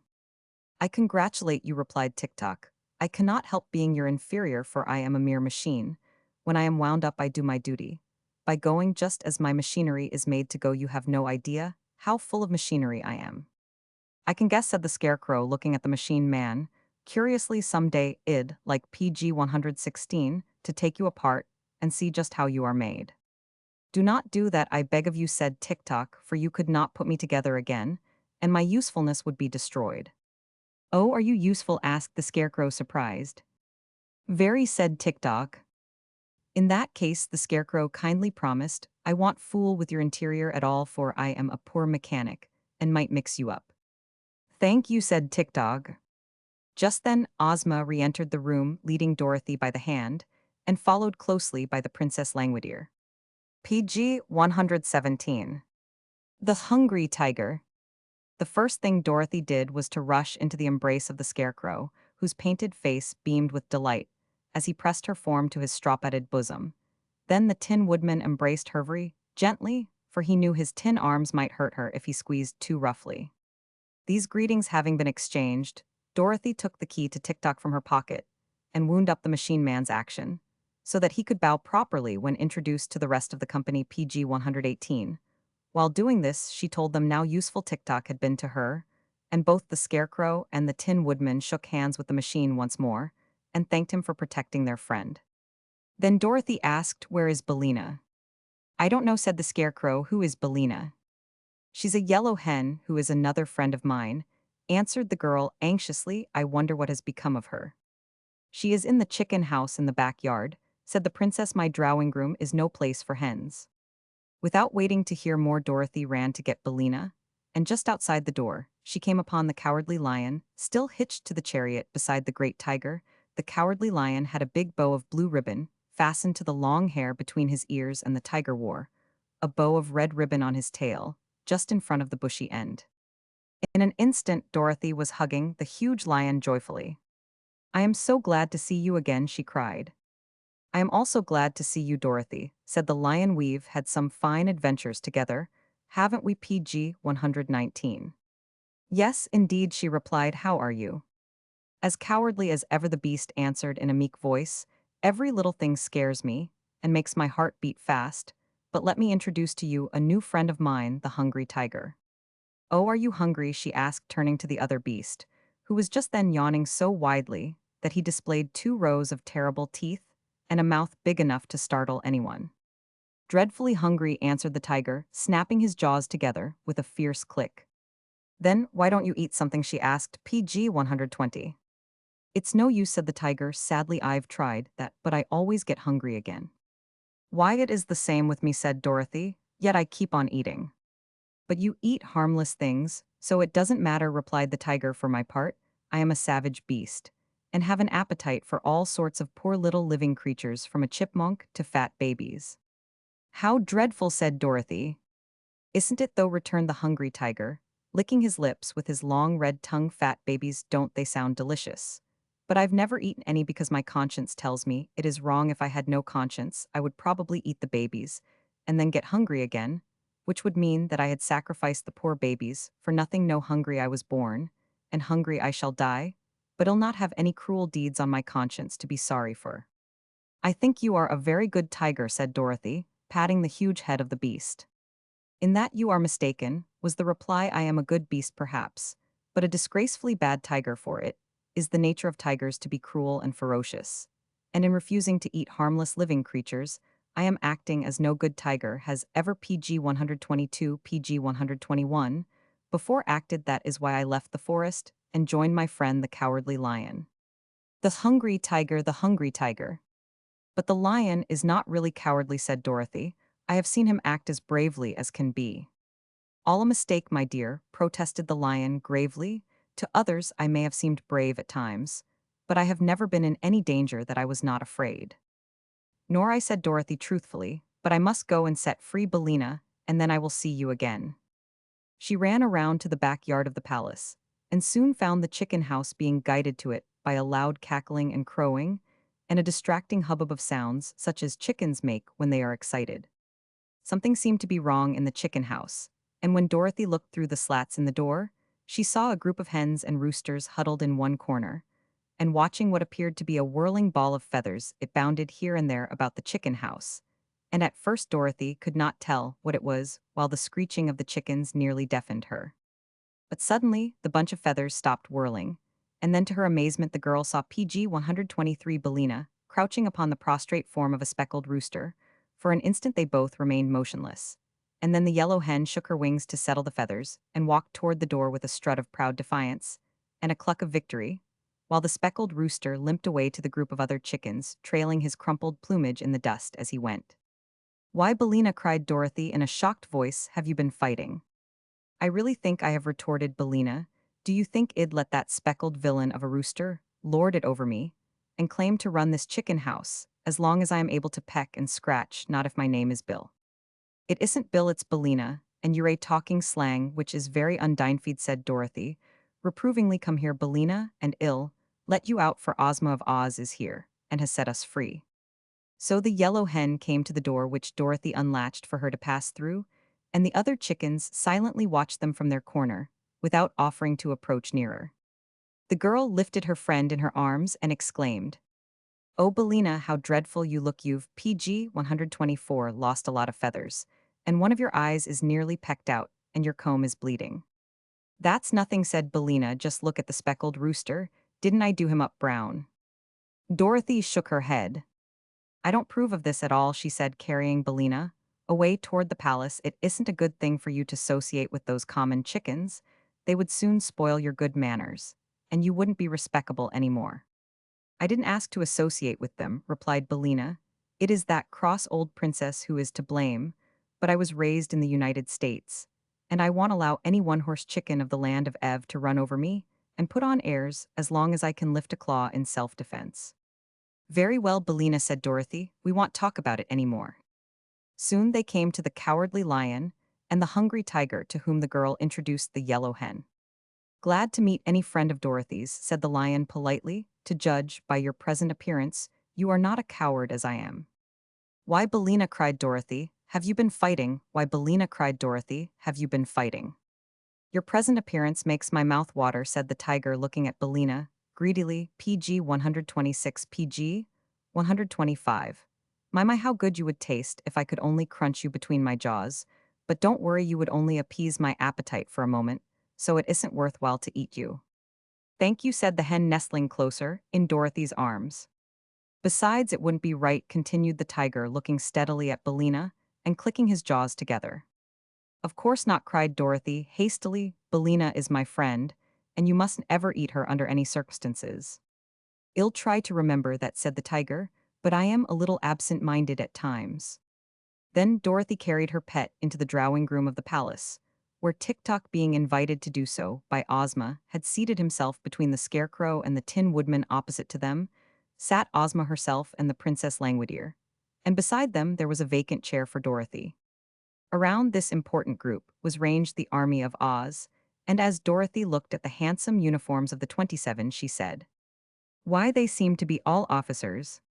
"They are all except one," answered the Tin Woodman. "I have in my army 8 generals, PG 127, 6 colonels, 7 majors, and 5 captains, besides 1 private for them, to command id like, to promote the private, for I believe no private should ever be in public life. And I've also noticed that officers usually fight better, and are more reliable than common soldiers. Besides, the officers are more important looking, and lend dignity to our army." "No doubt you are right," said Dorothy, seating herself beside Ozma. "And now," announced the girlish ruler of Oz, "we will hold a solemn conference to decide the best manner of liberating the royal family of this fair land of Ev from their long imprisonment." PG 128. The royal family of Evs. The Tin Woodman was the first to address the meeting. To begin with, said he, word came to our noble and illustrious ruler Ozma of Oz that the wife and 10 children, 5 boys and 5 girls of the former king of Ev by name Evaldo, have been enslaved by the Gnome King, and are held prisoners in his underground palace. Also, that there was no one in Ev powerful enough to release them. Naturally, our Ozma wished to undertake the adventure of liberating the poor prisoners, but for a long time she could find no way to cross the great PG 129 desert between the 2 countries. Finally, she went to a friendly sorceress of our land, named Glinda the Good, who heard the story, and at once presented Ozma a magic carpet which would continually unroll beneath our feet, and so make a comfortable path for us to cross the desert. As soon as she had received the carpet, our gracious ruler ordered me to assemble our army, which I, Roman 999, you behold in these bold warriors, the pick of all the finest soldiers of Oz. And if we are obliged to fight the Gnome King, every officer, as well as the private, will battle fiercely unto death. Then Tik-Tok spoke. "Why should you fight the Gnome King?" he asked. "He has done no wrong." "No wrong," cried Dorothy. "Isn't it wrong to imprison a queen mother and her 10 children?" "They were sold to the Gnome King by King Evaldo," replied Tik-Tok. "It was the King of Ev who did wrong, and when he realized what he had done, he jumped into the sea and drowned himself." "This is news to me," said Ozma thoughtfully. "I had supposed the Gnome King was all to blame in the matter, but in any case, he must be made to liberate the prisoners." "My uncle Evaldo was a very wicked man," PG 130 declared the Princess Langwidere. "If he had drowned himself before he sold his family, no one would have cared. But he sold them to the powerful Gnome King in exchange for a long life, and afterward destroyed the life by jumping into the sea." Then said Ozma, "He did not get the long life, and the Gnome King must give up the prisoners. Where are they confined?" "No one knows exactly," replied the princess, "for the king, whose name is Rockwet of the Rocks, owns a splendid palace underneath the great mountain, which is at the north end of this kingdom, and he has transformed the queen and her children into ornaments and bric-a-brac with which to decorate his rooms." "I'd like to know," said Dorothy, "who this Gnome King is."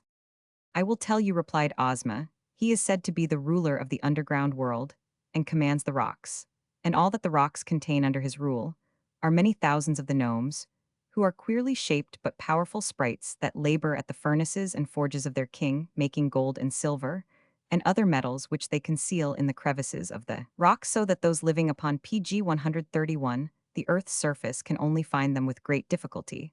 Also, they make diamonds and rubies and emeralds which they hide in the ground, so that the kingdom of the gnomes is wonderfully rich, and all we have of precious stones and silver and gold is what we take from the earth and rocks where the gnome king has hidden them.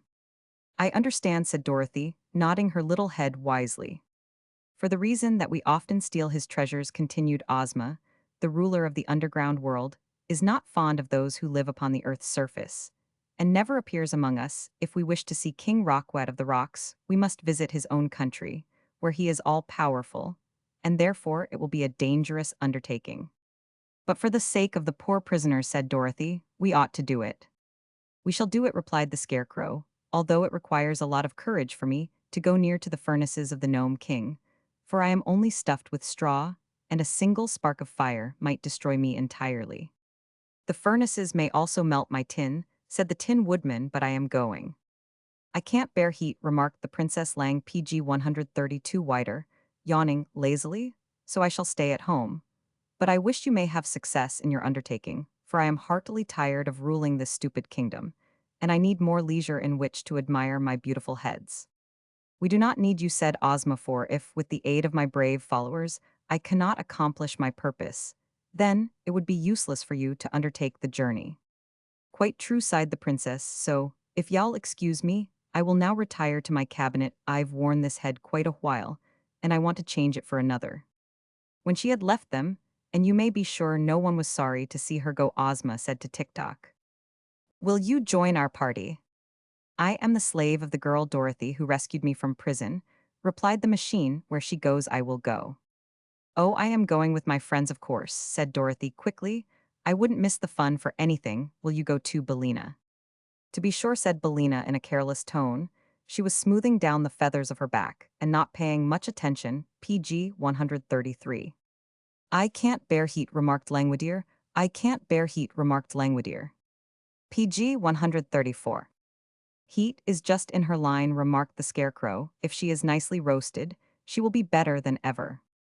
Then said Ozma, we will arrange to start for the Kingdom of the Gnomes at daybreak tomorrow, and in the meantime, we will rest and prepare ourselves for the journey.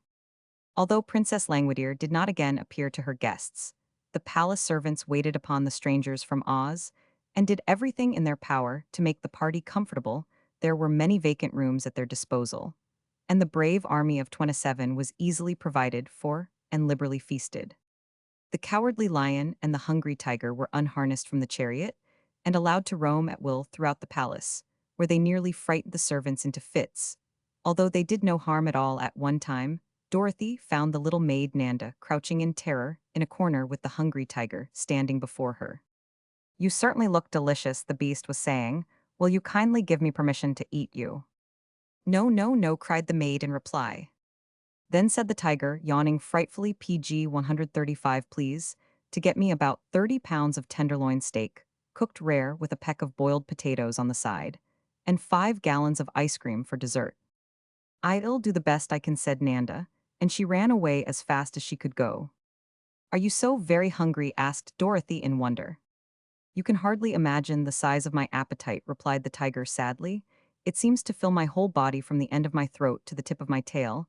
I am very sure the appetite doesn't fit me, and is too large for the size of my body some day. When I meet a dentist with a pair of forceps, I am going to have it pulled. What, your tooth? Asked Dorothy. No, my appetite, said the hungry tiger. Dorothy related to them her own adventures. Dorothy related to them her own adventures. The little girl spent most of the afternoon talking with the Scarecrow and the Tin Woodman, who related to her all that had taken place in the land of Oz since Dorothy had left it. She was much interested in the story of Ozma, who had been, when a baby, stolen by a wicked old witch and transformed into a boy. She did not know that she had ever been a girl until she was restored to her natural form by a kind sorceress. Then it was found that she was the only child of PG 137 PG 136, the former ruler of Oz, and was entitled to rule in his place. Ozma had many adventures, however, before she regained her father's throne, and in these she was accompanied by a pumpkin-headed man, a highly magnified and thoroughly educated woggle bug, and a wonderful sawhorse that had been brought to life by by means of a magic powder. The Scarecrow and the Tin Woodman had also assisted her. But the cowardly lion, who ruled the great forest as the king of beasts, knew nothing of Ozma until after she became the reigning princess of Oz. Then he journeyed to the Emerald City to see her. And on hearing she was about to visit the land of Ev to set free the royal family of that country, the cowardly lion begged to go with her, and brought along his friend the hungry tiger as well. Having heard this story, Dorothy related to them her own adventures, and then went out with her friends to find the sawhorse which Ozma had caused to be shod with plates of gold, so that its legs would not wear out. They came upon the sawhorse standing motionless beside the garden gate, but when Dorothy was introduced to him, he bowed politely, and blinked his eyes, which were knots of wood, and wagged his tail, which was only the branch of a tree. PG 138. What a remarkable thing to be alive, exclaimed Dorothy. I quite agree with you, replied the sawhorse in a rough, but not unpleasant voice. A creature like me has no business to live, as we all know, but it was the magic powder that did it, so I cannot justly be blamed. Of course not, said Dorothy, and you seem to be of some use, cause I noticed the Scarecrow riding upon your back. Oh yes, I am of use, returned the sawhorse. PG 139, and I never tire, never have to be fed or cared for in any way. Are you intelligent? Asked the girl. Not very, said the creature. It would be foolish to waste intelligence on a common sawhorse, when so many professors need it, but I know enough to obey my masters, and to get up or woe when I am told to, so I am pretty well satisfied. That night Dorothy slept in a pleasant little bedchamber, next to that occupied by Ozma of Oz, and Billina perched upon the foot of the bed, and tucked her head under her wing, and slept as soundly in that position as did Dorothy upon her soft cushions. But before daybreak, everyone was awake and stirring, and soon the adventurers were eating a hasty breakfast in the great dining room of the palace. Ozma sat at the head of a long table on a raised platform with Dorothy on her right hand, and the Scarecrow on her left. The Scarecrow did not eat, of course, but Ozma placed him near her, so that she might ask his advice about the journey while she ate. Lower down the table were the 27 warriors of Oz, and at the end of the room, the lion and the tiger were eating out of a kettle that had PG 140 been placed upon the floor, while Billina fluttered around to pick up any scraps that might be scattered. It did not take long to finish the meal, and then the lion and the tiger were harnessed to the chariot, and the party was ready to start for the Gnome King's palace. First rode Ozma with Dorothy beside her in the golden chariot, and holding Billina fast in her arms. Then came the Scarecrow on the sawhorse with the Tin Woodman and Tick-Tock marching side by side just behind him. After these tramped the army, looking brave and handsome in their splendid uniforms. The generals commanded the colonels, and the colonels commanded the majors, and the majors commanded the captains, and the captains commanded the private, who marched with an air of proud importance, because it required so many officers to give him his orders. And so the magnificent procession left the palace and started along the road just as day was breaking, and by the time the sun came out, they had made good progress toward the valley that led to the Gnome King's domain. PG 141. The Giant with the Hammer. The road led for a time through a pretty farm country, and then past a picnic grove that was very inviting, but the procession continued to steadily advance, until Billina cried in an abrupt and commanding manner, "Wait, wait." Ozma stopped her chariot so suddenly that the Scarecrow's sawhorse nearly ran into it, and the ranks of the army tumbled over one another before they could come to a halt immediately. The yellow hen struggled from Dorothy's arms and flew into a clump of bushes by the roadside. PG 142. What's the matter? Called the Tin Woodman anxiously. Why, Billina wants to lay her egg, that's all, said Dorothy. Lay her egg, repeated the Tin Woodman in astonishment. Yes, she lays one every morning about this time, and it's quite fresh, said the girl. But does your foolish old hen suppose that this entire cavalcade, which is bound on an important adventure, is going to stand still while she lays her egg? Inquired the Tin Woodman earnestly. What else can we do? Asked the girl. It's a habit of Billina's, and she can't break herself of it. Then she must hurry up, said the Tin Woodman impatiently. No, no, exclaimed the Scarecrow. If she hurries, she may lay scrambled eggs. That's nonsense, said Dorothy, but Billina won't be long, I am sure. So they stood and waited, although all were restless and anxious to proceed, and by the yellow hen came from the bushes saying, Cut, cuckadaka, PG 143. What is she doing singing her lay? Asked the Scarecrow. Forward Mark shouted the Tin Woodman, waving his axe, and the procession started just as Dorothy had once more grabbed Bellina in her arms. Isn't anyone going to get my egg? Cried the hen in great excitement.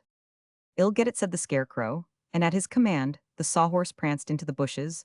The Straw Man soon found the egg, which he placed in his jacket pocket. The cavalcade, having moved rapidly on, was even then far in advance. But it did PG 144 not take the Sawhorse long to catch up with it, and presently the Scarecrow was riding in his accustomed place, behind Ozma's chariot. What shall I do with the egg? He asked Dorothy. I do not know, the girl answered. Perhaps the hungry tiger would like it. It would not be enough to fill one of my back teeth, remarked the tiger. A bushel of them hard-boiled might take a little of the edge off my appetite, but one egg isn't good for anything at all, that I know of. PG 145. No, it wouldn't even make a sponge cake, said the Scarecrow thoughtfully. The Tin Woodman might carry it with his axe and hatchet, but after all I may as well keep it myself for a souvenir, so he left it in his pocket. They had now reached that part of the valley that lay between the two high mountains, which Dorothy had seen from her tower window at the far end, was the third great mountain which blocked the valley, and was the northern edge of the land of Ev. It was underneath this mountain that the Gnome King's palace was said to be, but it would PG 146 be some time before they reached that place. The path was becoming rocky and difficult for the wheels of the chariot to pass over, and presently, a deep gulf appeared at their feet, which was too wide for them to leap. So Ozma took a small square of green cloth from her pocket and threw it upon the ground. At once it became the magic carpet, and unrolled itself far enough for all the cavalcade to walk upon. The chariot now advanced, and the green carpet unrolled before it, crossing the gulf on a level with its banks, so that all passed over in safety. That's easy enough, said the Scarecrow. I wonder what will happen next. He was not long in making the discovery, for the sides of the mountain came closer together, until finally there was but a narrow path between them, along which Ozma and her party were forced to pass in single file. They now heard a low and deep thump which echoed throughout the valley, and seemed to grow louder as they advanced. Then, turning a corner of rock, they saw before them a huge form which towered above the path for more than 100 feet. The form was that of a gigantic man, built out of plates of cast iron. PG 147, and it stood with 1 foot on either side of the narrow road and swung over its right shoulder an immense iron mallet with which it constantly pounded the earth. These resounding blows explained the thumping sounds they had heard, for the mallet was much bigger than a barrel, and where it struck the path between the rocky sides of the mountain, it filled all the space through which our travelers would be obliged to pass. Of course, they at once halted a safe distance away from the terrible iron mallet. The magic carpet would do them no good in this case, for it was only meant to protect them from any dangers upon the ground beneath their feet, and not from dangers that appeared in the air above them. Wow, said the Cowardly Lion with a shudder, it makes me dreadfully nervous to see that big hammer pounding so near my head. One blow would crush me into a doormat. The Iron Giant is a fine fellow, said Tik-Tok, and works as steadily as a clock. He was made for the Gnome King by Smith Tinker, who made me, and his duty is to keep folks from finding the underground palace. Is he not a great work of art? Can he think and speak as you do? Asked PG 148 Ozma, regarding the giant with wondering eyes. No, replied the machine, he is only made to pound the road, and has no thinking or speaking attachment, but he pounds very well, I think. Too well, observed the Scarecrow, he is keeping us from going farther. Is there no way to stop his machinery? Only the Gnome King, who has the key, can do that, answered Tik-Tok. Then said Dorothy, anxiously, what shall we do? Excuse me for a few minutes, said the Scarecrow, and I will think it over. He retired then to a position in the rear, where he turned his painted face to the rocks and began to think. Meantime the giant continued to raise his iron mallet high in the air, and to strike the path terrific blows that echoed through the mountains like the roar of a cannon. Each time the mallet lifted, however, there was a moment when the path beneath the monster was free, and perhaps the Scarecrow had noticed this, for when he came back to the others, he said, "The matter is a very simple one. After all, we have but to run under the hammer one at a time, PG 150 PG 149, when it is lifted and passed to the other side before it falls again." The tiger went next, the tiger went next. It will require quick work if we escape the blow, said the Tin Woodman with a shake of his head. but it really seems the only thing to be done. Who will make the first attempt? They looked at one another hesitatingly for a moment. Then the cowardly lion, who was trembling like a leaf in the wind, said to them, I suppose the head of the procession must go first, and that's me, but I am terribly afraid of the big hammer. What will become of me? Asked Ozma. You might rush under the hammer yourself, but the chariot would surely be crushed. We must leave the chariot, said the Scarecrow, but you two girls can ride upon the backs of the lion and the tiger.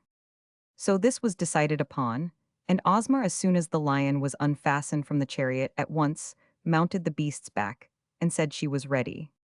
Cling fast to his mane, advised Dorothy. I used to ride him myself, and that's the way I held on. So Ozma clung fast to the mane, and the lion crouched in the path and eyed the swinging mallet PG 151 carefully, until he knew just the instant it would begin to rise in the air. Then, before anyone thought he was ready, he made a sudden leap straight between the iron giant's legs, and before the mallet struck the ground again, the lion and Ozma were safe on the other side. The tiger went next. Dorothy sat upon his back and locked her arms around his striped neck, for he had no mane to cling to. He made the leap straight and true as an arrow from a bow, and ere Dorothy realized it, she was out of danger and standing by Ozma's side. Now came the Scarecrow on the sawhorse, and while they made the dash in safety, they were within a hair's breadth of being caught by the descending hammer. Tick-Tock walked up to the very edge of the spot the hammer struck, and as it was raised for the next blow, he calmly stepped forward and escaped its descent. That was an idea for the Tin Woodman to follow, and he also crossed in safety, while the great hammer was in the air. But when it came to the 26 officers, and the private, their knees were so weak that they could not walk a step. In battle, we are wonderfully courageous, said one of the generals, and our foes find us very PG 152 terrible to face, but war is one thing. And this is another when it comes to being pounded upon the head by an iron hammer and smashed into pancakes. We naturally object. Make a run for it, urged the Scarecrow. Our knees shake so that we cannot run, answered a captain. If we should try it, we would all certainly be pounded to a jelly. Well, well, sighed the cowardly lion, I see, friend Tiger, that we must place ourselves in great danger to rescue this bold army. Come with me, and we will do the best we can. So Ozma and Dorothy, having already dismounted from their backs, the lion and the tiger leaped back again under the awful hammer, and returned with two generals clinging to their necks. They repeated this daring passage 12 times when all the officers had been carried beneath the giant's legs, and landed safely on the further side. By that time, the beasts were very tired and panted so hard that their tongues hung out of their great mouths. But what is to become of the private? Asked Ozma. Oh, leave him there to guard the chariot, said the lion. I am tired out and won't pass under that mallet again. PG 153. The wooden horse was careless, the wooden horse was careless. PG 154. The officers at once protested that they must have the private with them, else there would be no one for them to command, but neither the lion or the tiger would go after him, and so the Scarecrow sent the sawhorse. Either the wooden horse was careless, or it failed to properly time the descent of the hammer, for the mighty weapon caught it squarely upon its head, and thumped it against the ground so powerfully that the private flew off its back high into the air, and landed upon one of the giant's cast-iron arms. Here he clung desperately, while the arm rose and fell with each one of the rapid strokes. The Scarecrow dashed in to rescue his sawhorse, and had his left foot smashed by the hammer before he could pull the creature out of danger. They then found that the sawhorse had been badly dazed by the blow, for while the hard wooden knot of which his head was formed could not be crushed by the hammer, both his ears were broken off, and he would be unable to hear a sound until some new ones were made for him. Also his left knee was cracked, and had to be bound up with a string. Billina having fluttered under the hammer, it now remained only to rescue the private, who was riding upon the iron giant's arm, high in the air. PG 155. The Scarecrow lay flat upon the ground, and called to the man to jump down upon his body, which was soft because it was stuffed with straw. This the private managed to do, waiting until a time when he was nearest the ground, and then letting himself drop upon the Scarecrow. He accomplished the feat without breaking any bones, and the Scarecrow declared he was not injured in the least. Therefore, the Tin Woodman having by this time fitted new ears to the sawhorse, the entire party proceeded upon its way, leaving the giant to pound the path behind them. The Gnome King. PG 156. By and by, when they drew near to the mountain that blocked their path, and which was the furthermost edge of the kingdom of Ev, the way grew dark and gloomy, for the reason that the high peaks on either side shut out the sunshine. And it was very silent too, as there were no birds to sing or squirrels to chatter, the trees being left far behind them, and only the bare rocks remaining. Ozma and Dorothy were a little awed by the silence, and all the others were quiet and grave, except the sawhorse, which, as it trotted along with the scarecrow upon his back, hummed a queer song, of which this was the chorus: PG 157. Would a wooden horse in a woodland go? I sigh he would, although. Had he not had a wooden head, he'd mount the mountain top instead. But no one paid any attention to this because they were now close to the Gnome King's dominions, and his splendid underground palace could not be very far away.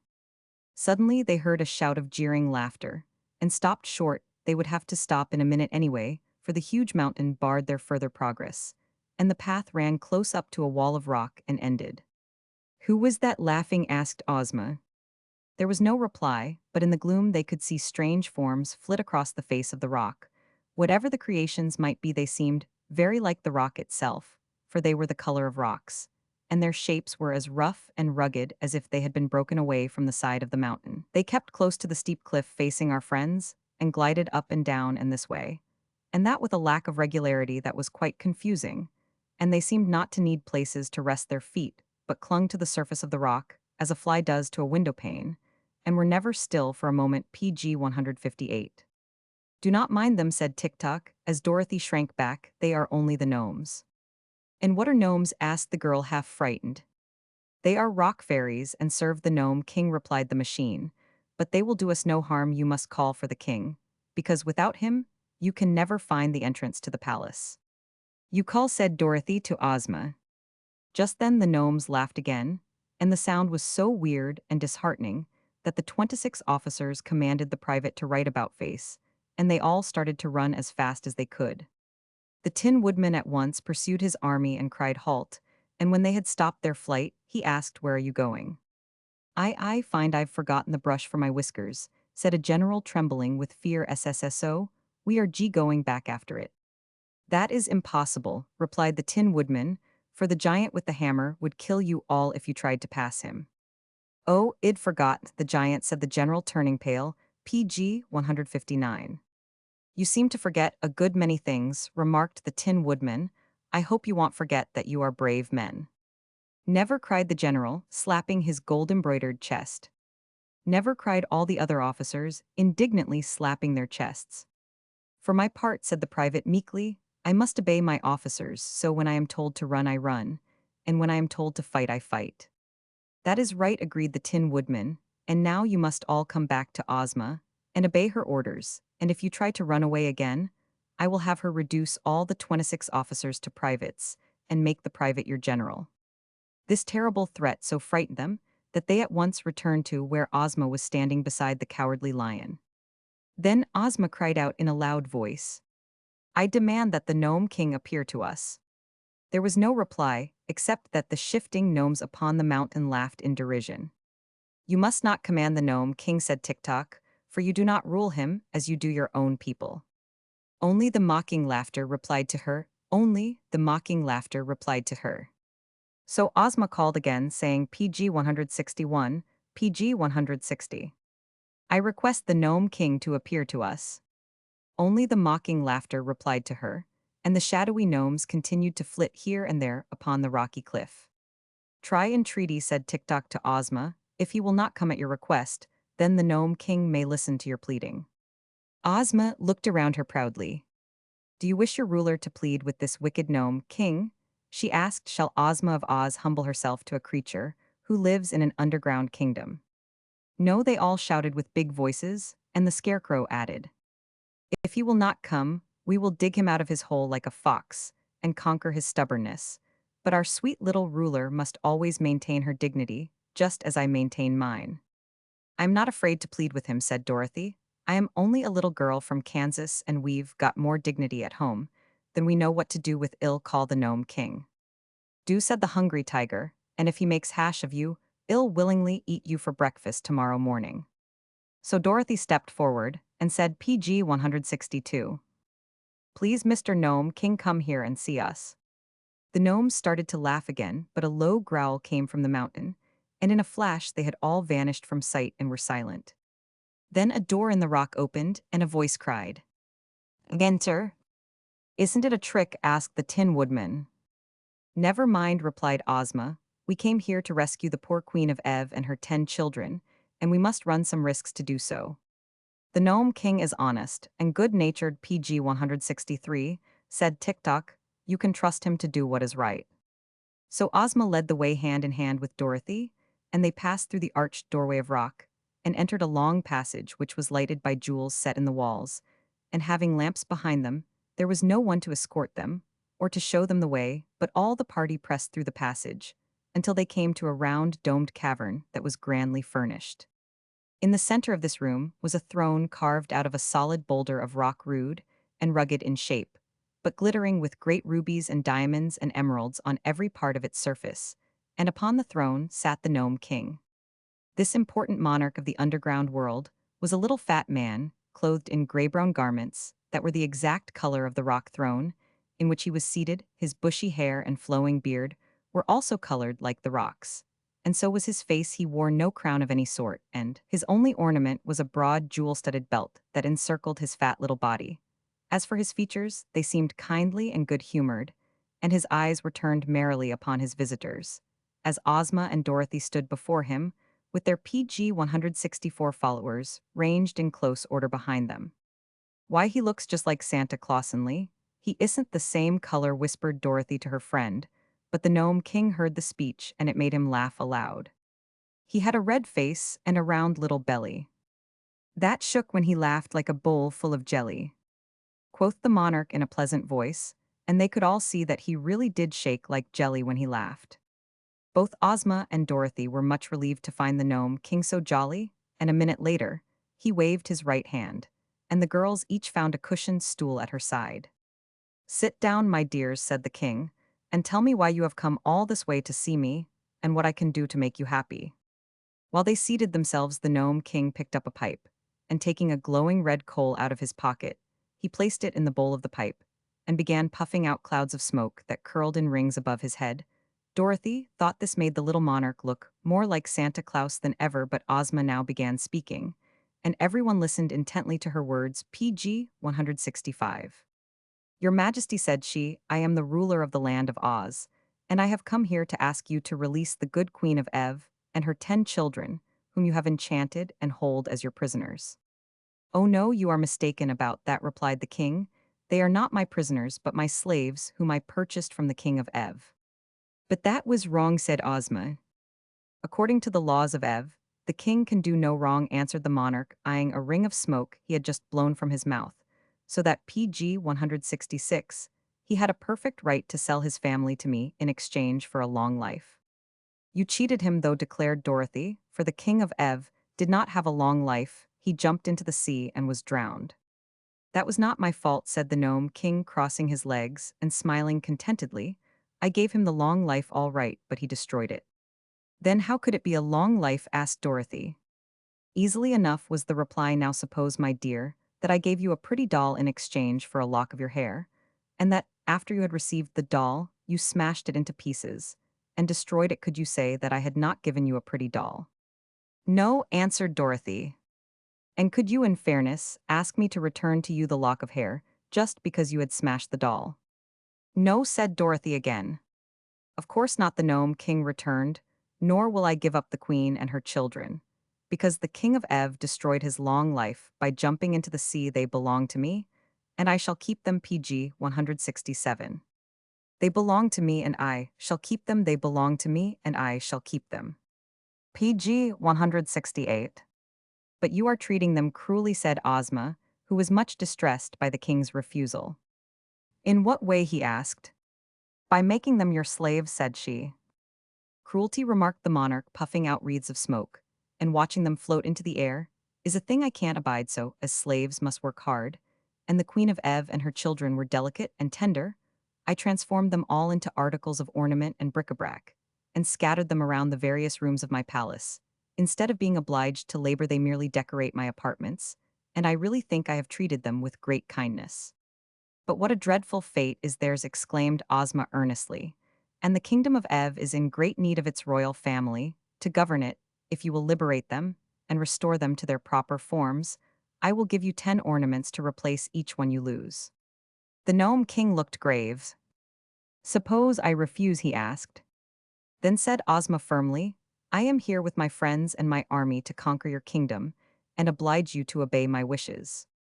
The gnome king laughed until he choked, and PG 169 he choked, until he coughed, and he coughed until his face turned from grayish-brown to bright red, and then he wiped his eyes with a rock-colored handkerchief and grew grave again. "You are as brave as you are pretty, my dear," he said to Ozma, "but you have little idea of the extent of the task you have undertaken. Come with me for a moment." He arose and took Ozma's hand, leading her to a little door at one side of the room. This he opened, and they stepped out upon a balcony, from whence they obtained a wonderful view of the underground world.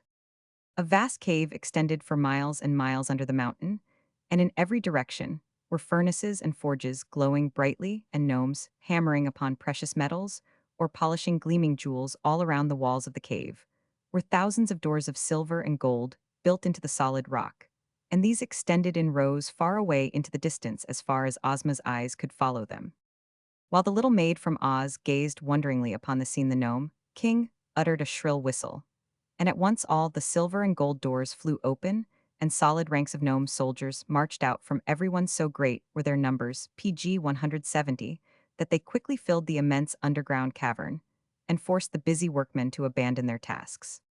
Although this tremendous army consisted of rock-colored gnomes, all squat and fat, they were clothed in glittering armor of polished steel, inlaid with beautiful gems upon his brow. Each wore a brilliant electric light, and they bore sharp spears and swords and battle-axes of solid bronze. It was evident they were perfectly trained, for they stood in straight rows, rank after rank, with their weapons held erect and true, as if awaiting but the word of command to level them upon their foes. "This," said the gnome king, "is but a small part of my army. No ruler upon earth has ever dared to fight me, and no ruler ever will, for I am too powerful to oppose." He whistled again, and at once the martial array filed through the silver and gold doorways and disappeared, after which the workmen again resumed their labors at the furnaces. Then sad and discouraged Ozma of Oz turned to her friends, and the gnome king calmly reseated himself on his rock throne. "This is but a small part of my army. This is but a small part of my army. It would be foolish for us to fight," the girl said to the Tin Woodman, "for our brave 20 PG 172, PG 171. 7 would be quickly destroyed. I am sure I do not know how to act in this emergency. Ask the king where his kitchen is," suggested the tiger. "I am hungry as a bear." "I might pounce upon the king and tear him in pieces," remarked the cowardly lion. "Try it," said the monarch, lighting his pipe with another hot coal, which he took from his pocket. The lion crouched low and tried to spring upon the gnome king, but he hopped only a little way into the air and came down again in the same place, not being able to approach the throne by even an inch. "It seems to me," said the scarecrow thoughtfully, "that our best plan is to wheedle his majesty into giving up his slaves, since he is too great a magician to oppose." "This is the most sensible thing any of you have suggested," declared the gnome king. "It is folly to threaten me, but I'm so kind-hearted that I cannot stand coaxing or wheedling. If you really wish to accomplish anything by your journey, my dear Ozma, you must coax me." "Very well," said Ozma more cheerfully, "let us be friends and talk this over in a friendly manner." PG 173. "To be sure," agreed the king, his eyes twinkling merrily. "I am very anxious," she continued, "to liberate the Queen of Ev and her children, who are now ornaments and bric-a-brac in your majesty's palace, and to restore them to their people. Tell me, sir, how this may be accomplished." The king remained thoughtful for a moment, after which he asked, "Are you willing to take a few chances and risk yourself in order to set free the people of Ev?" "Yes, indeed," answered Ozma eagerly. Then said the gnome king, "I will make you this offer. You shall go alone and unattended into my palace and examine carefully all that the rooms contain. Then you shall have permission to touch 11 different objects, pronouncing at the time the word Ev. And if any one of them, or more than one, proves to be the transformation of the Queen of Ev or any of her 10 children, then they will instantly be restored to their true forms and may leave my palace and my kingdom in your company without any objection, whatever it is possible for you in this way to free the entire 11. But if you do not guess all the objects correctly, and some of the slaves remain transformed, then Each one of your PG 174 friends and followers may in turn enter the palace and have the same privileges I grant you. Oh, thank you for this kind offer, said Ozma eagerly. I make but one condition, added the gnome king, his eyes twinkling. What is it? She inquired. If none of the 11 objects you touch proves to be the transformation of any of the royal family of Ev, then instead of freeing them, you will yourself become enchanted and transformed into an article of bric-a-brac or an ornament. This is only fair and just, and is the risk you declared you were willing to take. PG 175. The 11 guesses. Hearing this condition imposed by the gnome, King Ozma became silent and thoughtful, and all her friends looked at her uneasily. Don't you do it, exclaimed Dorothy. If you guess wrong, you will be enslaved yourself. But I shall have 11 guesses, answered Ozma. Surely I ought to guess one object in 11 correctly. And if I do, I shall rescue one of the royal family and be safe myself. Then the rest of you may attempt it, and soon we shall free all those who are enslaved. What if we fail? Inquired the Scarecrow. ID PG 176 look nice, as a piece of bric-a-brac, wouldn't I? We must not fail, cried Ozma courageously, having come all this distance to free these poor people. It would be weak and cowardly in us to abandon the adventure. Therefore, I will accept the Gnome King's offer and go at once into the royal palace. Come along then, my dear, said the king, climbing down from his throne with some difficulty, because he was so fat. I'll show you the way. He approached a wall of the cave and waved his hand. Instantly, an opening appeared through which Ozma, after a smiling farewell to her friends, boldly passed. She found herself in a splendid hall that was more beautiful and grand than anything she had ever beheld. The ceilings were composed of great arches that rose far above her head, and all the walls and floors were of polished marble, exquisitely tinted in many colors. Thick velvet carpets were on the floor and heavy silken draperies covered the arches leading to the various rooms of the palace. The furniture was made of rare old woods, richly carved and covered with delicate satins, and the entire palace was lighted by a mysterious rosy glow that seemed to come from no particular place, but flooded PG 177 each apartment with its soft and pleasing radiance. Ozma passed from one room to another, greatly delighted. By all she saw, the lovely palace had no other occupant, for the gnome king had left her at the entrance, which closed behind her. And in all the magnificent rooms, there appeared to be no other person. Upon the mantels, and on many shelves and brackets and tables, were clustered ornaments of every description, seemingly made out of all sorts of metals, glass, china, stones, and marbles. There were vases and figures of men and animals, engraven platters and bowls and mosaics of precious gems, and many other things. Pictures, too, were on the walls, and the underground palace was quite a museum of rare and curious and costly objects. After her first hasty examination of the rooms, Ozma began to wonder which of all the numerous ornaments they contained were the transformations of the royal family of Ev. There was nothing to guide her, for everything seemed without a spark of life, so she must guess blindly, and for the first time the girl came to realize how dangerous was her task, and how likely she was to lose her own freedom in striving to free others from the bondage of the Gnome King. No wonder the cunning PG 179 PG 178 monarch laughed good-naturedly with his visitors when he knew how easily they might be entrapped. Ozma shut her eyes tightly and advanced. Ozma shut her eyes tightly and advanced. But Ozma, having undertaken the venture, would not abandon it. She looked at a silver candelabra that had 10 branches, and thought this may be the Queen of Ev and her 10 children, so she touched it and uttered aloud the word Ev, as the Gnome King had instructed her to do when she guessed, but the candelabra remained as it was before. Then she wandered into another room and touched a china lamb, thinking it might be one of the children she sought. But again, she was unsuccessful. 3 guesses, 4 guesses, 5, 6, 7, 8, 9, and 10 she made, and still not one of them was right. The girl shivered a little and grew pale, even under the rosy light, for now but one guess remained, and her own fate depended upon the results. She resolved not to be hasty, and strolled through all the rooms once more, gazing earnestly upon the various ornaments, and trying to decide which she would touch. Finally, in despair, she decided to leave it entirely to chance. She faced the doorway of a room, shut her eyes tightly, and then, thrusting aside the heavy draperies, she advanced blindly with PG 180, her right arm outstretched before her. Slowly, softly, she crept forward until her hand came in contact with an object upon a small round table. She did not know what it was, but in a low voice, she pronounced the word Ev. The rooms were quite empty of life after that the gnome king had gained a new ornament, for upon the edge of the table rested a pretty grasshopper that seemed to have been formed from a single emerald. It was all that remained of Ozma of Oz. In the throne room just beyond the palace, the gnome king suddenly looked up and smiled. Next he said in his pleasant voice, Dorothy the Scarecrow and the Tin Woodman, who had been sitting in anxious silence, each gave a start of dismay and stared into one another's eyes. Has she failed? Asked Tick-Dog. So it seems, answered the little monarch cheerfully. But that is no reason one of you should not succeed. The next may have 12 guesses instead of 11, for there are now 12 persons transformed into ornaments. Well, well, which of you goes next? I'll go, said Dorothy. Not so, replied the Tin Woodman, as calm PG 181 Mander of Ozma's army. It is my privilege to follow her and attempt her rescue. Away you go, then, said the Scarecrow, but be careful, old friend. I will, promise the Tin Woodman, and then he followed the Gnome King to the entrance to the palace, and the rock closed behind him. Page 182. The Gnome King laughs.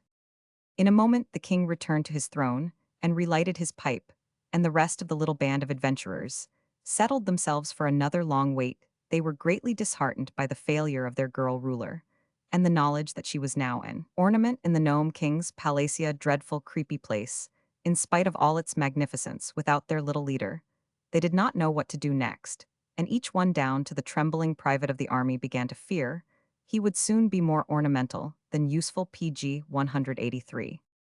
Suddenly, the Gnome King began laughing. Ha ha ha hee hee hee ho ho ho.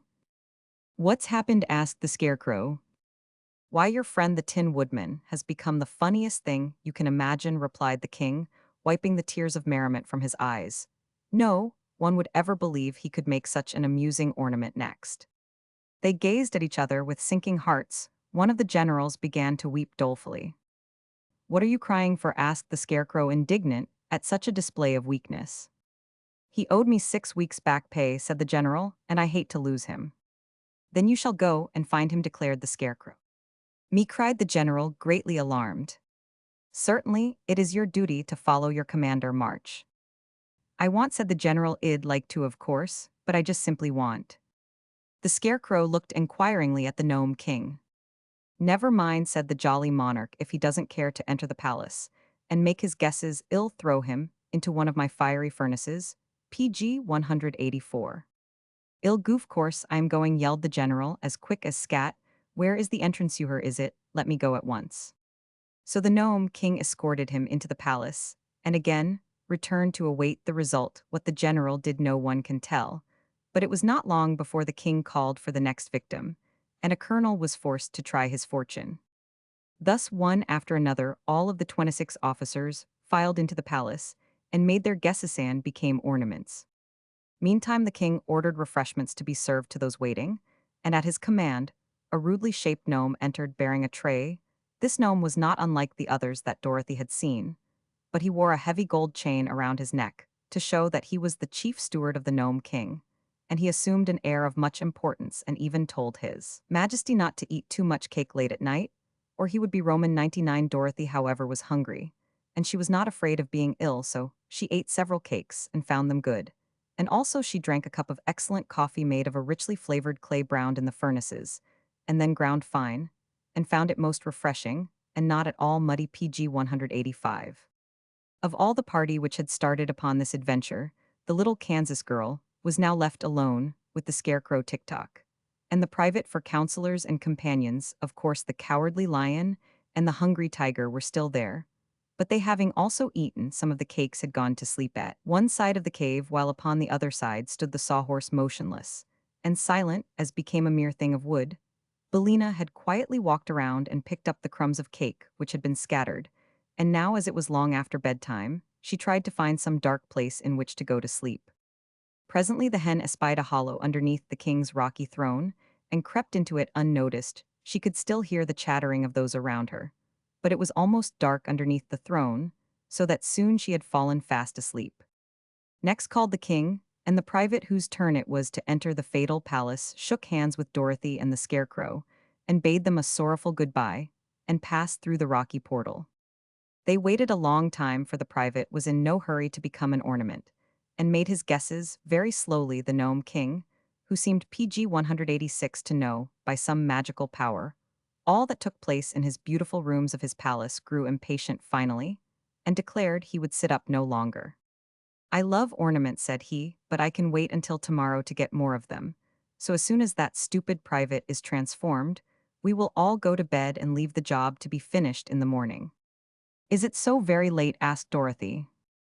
"Why, it is after midnight," said the king, "and that strikes me as being late enough. There is neither night nor day in my kingdom, because it is under the earth's surface, where the sun does not shine, but we have to sleep just the same as the upstairs people do.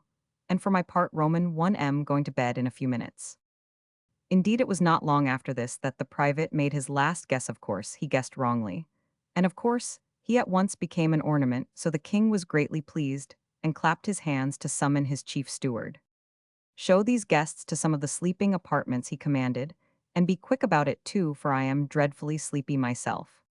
"You've no business to sit up so late," replied the steward gruffly. "You'll be as cross as a griffin tomorrow morning." PG 187. Soon she had fallen fast asleep, soon she had fallen fast asleep. PG 188.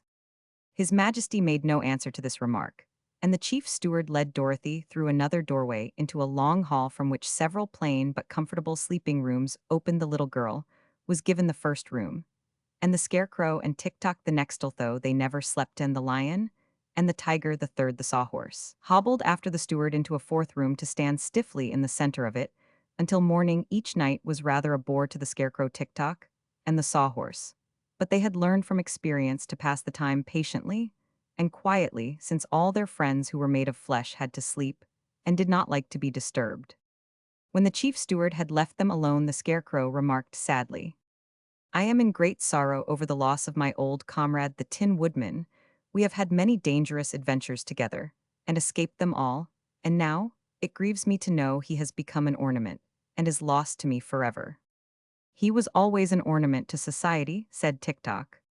"True, but now the gnome king laughs at him, and calls him the funniest ornament in all the palace. It will hurt my poor friend's pride to be." PG 189 laughed at, continued the scarecrow sadly.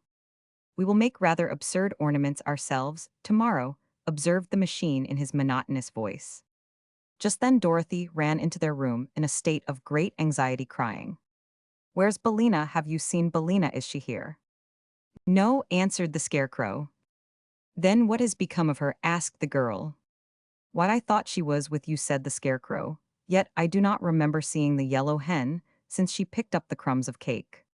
"We must have left her in the room where the king's throne is," decided Dorothy. And at once she turned and ran down the hall to the door through which they had entered, but it was fast closed and locked on the other side, and the heavy slab of rock proved to be so thick that no sound could pass through it, so Dorothy was forced to return to her chamber. The cowardly lion stuck his head into her room to try to console the girl for the loss of her feathered friend. "The yellow hen is well able to take care of herself," said he, "so don't worry about her, but try PG 190 to get all the sleep you can. It has been a long and weary day, and you need rest." "I'll probably get lots of rest tomorrow, when I become an ornament," said Dorothy sleepily, but she lay down upon her couch nevertheless, and in spite of all her worries was soon in the land of dreams. PG 191.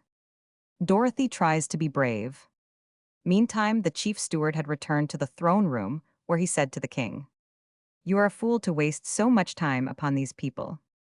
"What?" cried his Majesty in so enraged a voice that it awoke Bellina, who was asleep under his throne. "How dare you call me a fool?" "Because I like to speak the truth," said the steward. "Why didn't you enchant them all at once, instead of allowing them to go one by one into the palace, and guess which ornaments are the Queen of Ev and her children?" PG 192. "Why, you stupid rascal, it is more fun this way," returned the king, "and it serves to keep me amused for a long time." "But suppose some of them happen to guess aright," persisted the steward, "then you would lose your old ornaments, and these new ones too." "There is no chance of their guessing aright," replied the monarch, with a laugh. "How could they know that the Queen of Ev and her family are all ornaments of a royal purple color?" "But there are no other purple ornaments in the palace," said the steward. "There are many other colors, however, and the purple ones are scattered throughout the rooms, and are of many different shapes and sizes. Take my word for it, steward, they will never think of choosing the purple ornaments. Belina, squatting under the throne, had listened carefully to all this talk, and now chuckled softly to herself, as she heard the king disclose his secret. Still you are acting foolishly, by running the chance, continued the steward roughly, and it is still more foolish of you to transform all those people from Oz into green ornaments. How dare you call me a fool? How dare you call me a fool? I did that because they came from the Emerald PG 194 PG 193 city, replied the king, and I had no green ornaments in my collection. Until now, I think they will look quite pretty mixed with the others, don't you? The steward gave an angry grunt. Have your own way since you are the king, he growled. But if you come to grief through your carelessness, remember that I told you so. If I wore the magic belt, which enables you to work all your transformations, and gives you so much other power, I am sure I would make a much wiser and better king than you are.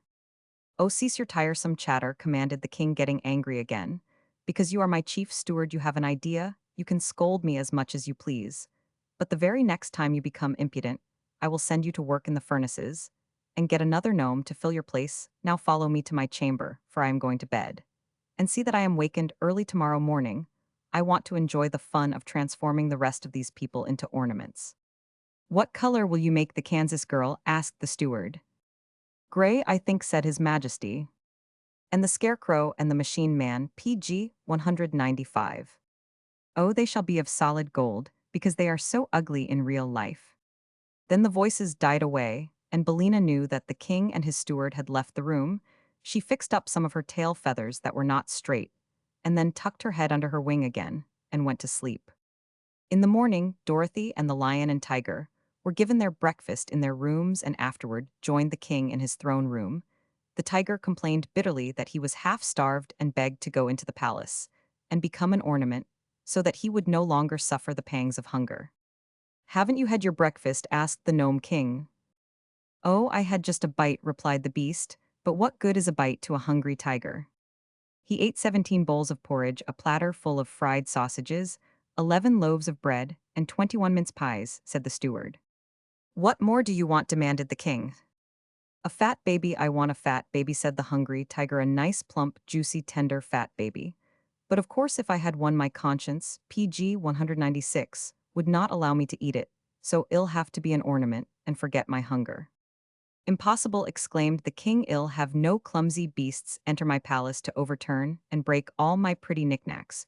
When the rest of your friends are transformed, you can return to the upper world and go about your business. As for that, we have no business when our friends are gone, said the lion, so we do not care much what becomes of us. Dorothy begged to be allowed to go first into the palace, but Tick-Tock firmly maintained that the slave should face danger before the mistress. The scarecrow agreed with him, in that, so the gnome king opened the door for the machine man, who tramped into the palace to meet his fate.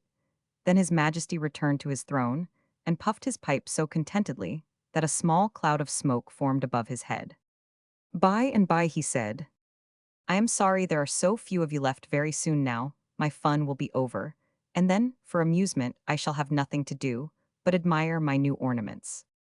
It seems to me, said Dorothy, that you are not so honest as you pretend to be. PG 197. The gnome king puffed his pipe. The gnome king puffed his pipe. PG 198. How's that? Asked the king. Why, you made us think it would be easy to guess what ornaments the people of Ev were changed into. It is easy, declared the monarch, if one is a good guesser, but it appears that the members of your party are all poor guessers. What is Tick-Tock doing now? Asked the girl uneasily. Nothing, replied the king with a frown. He is standing perfectly still, in the middle of a room. Oh, I expect he's run down, said Dorothy. I forgot to wind him up this morning. How many guesses has he made?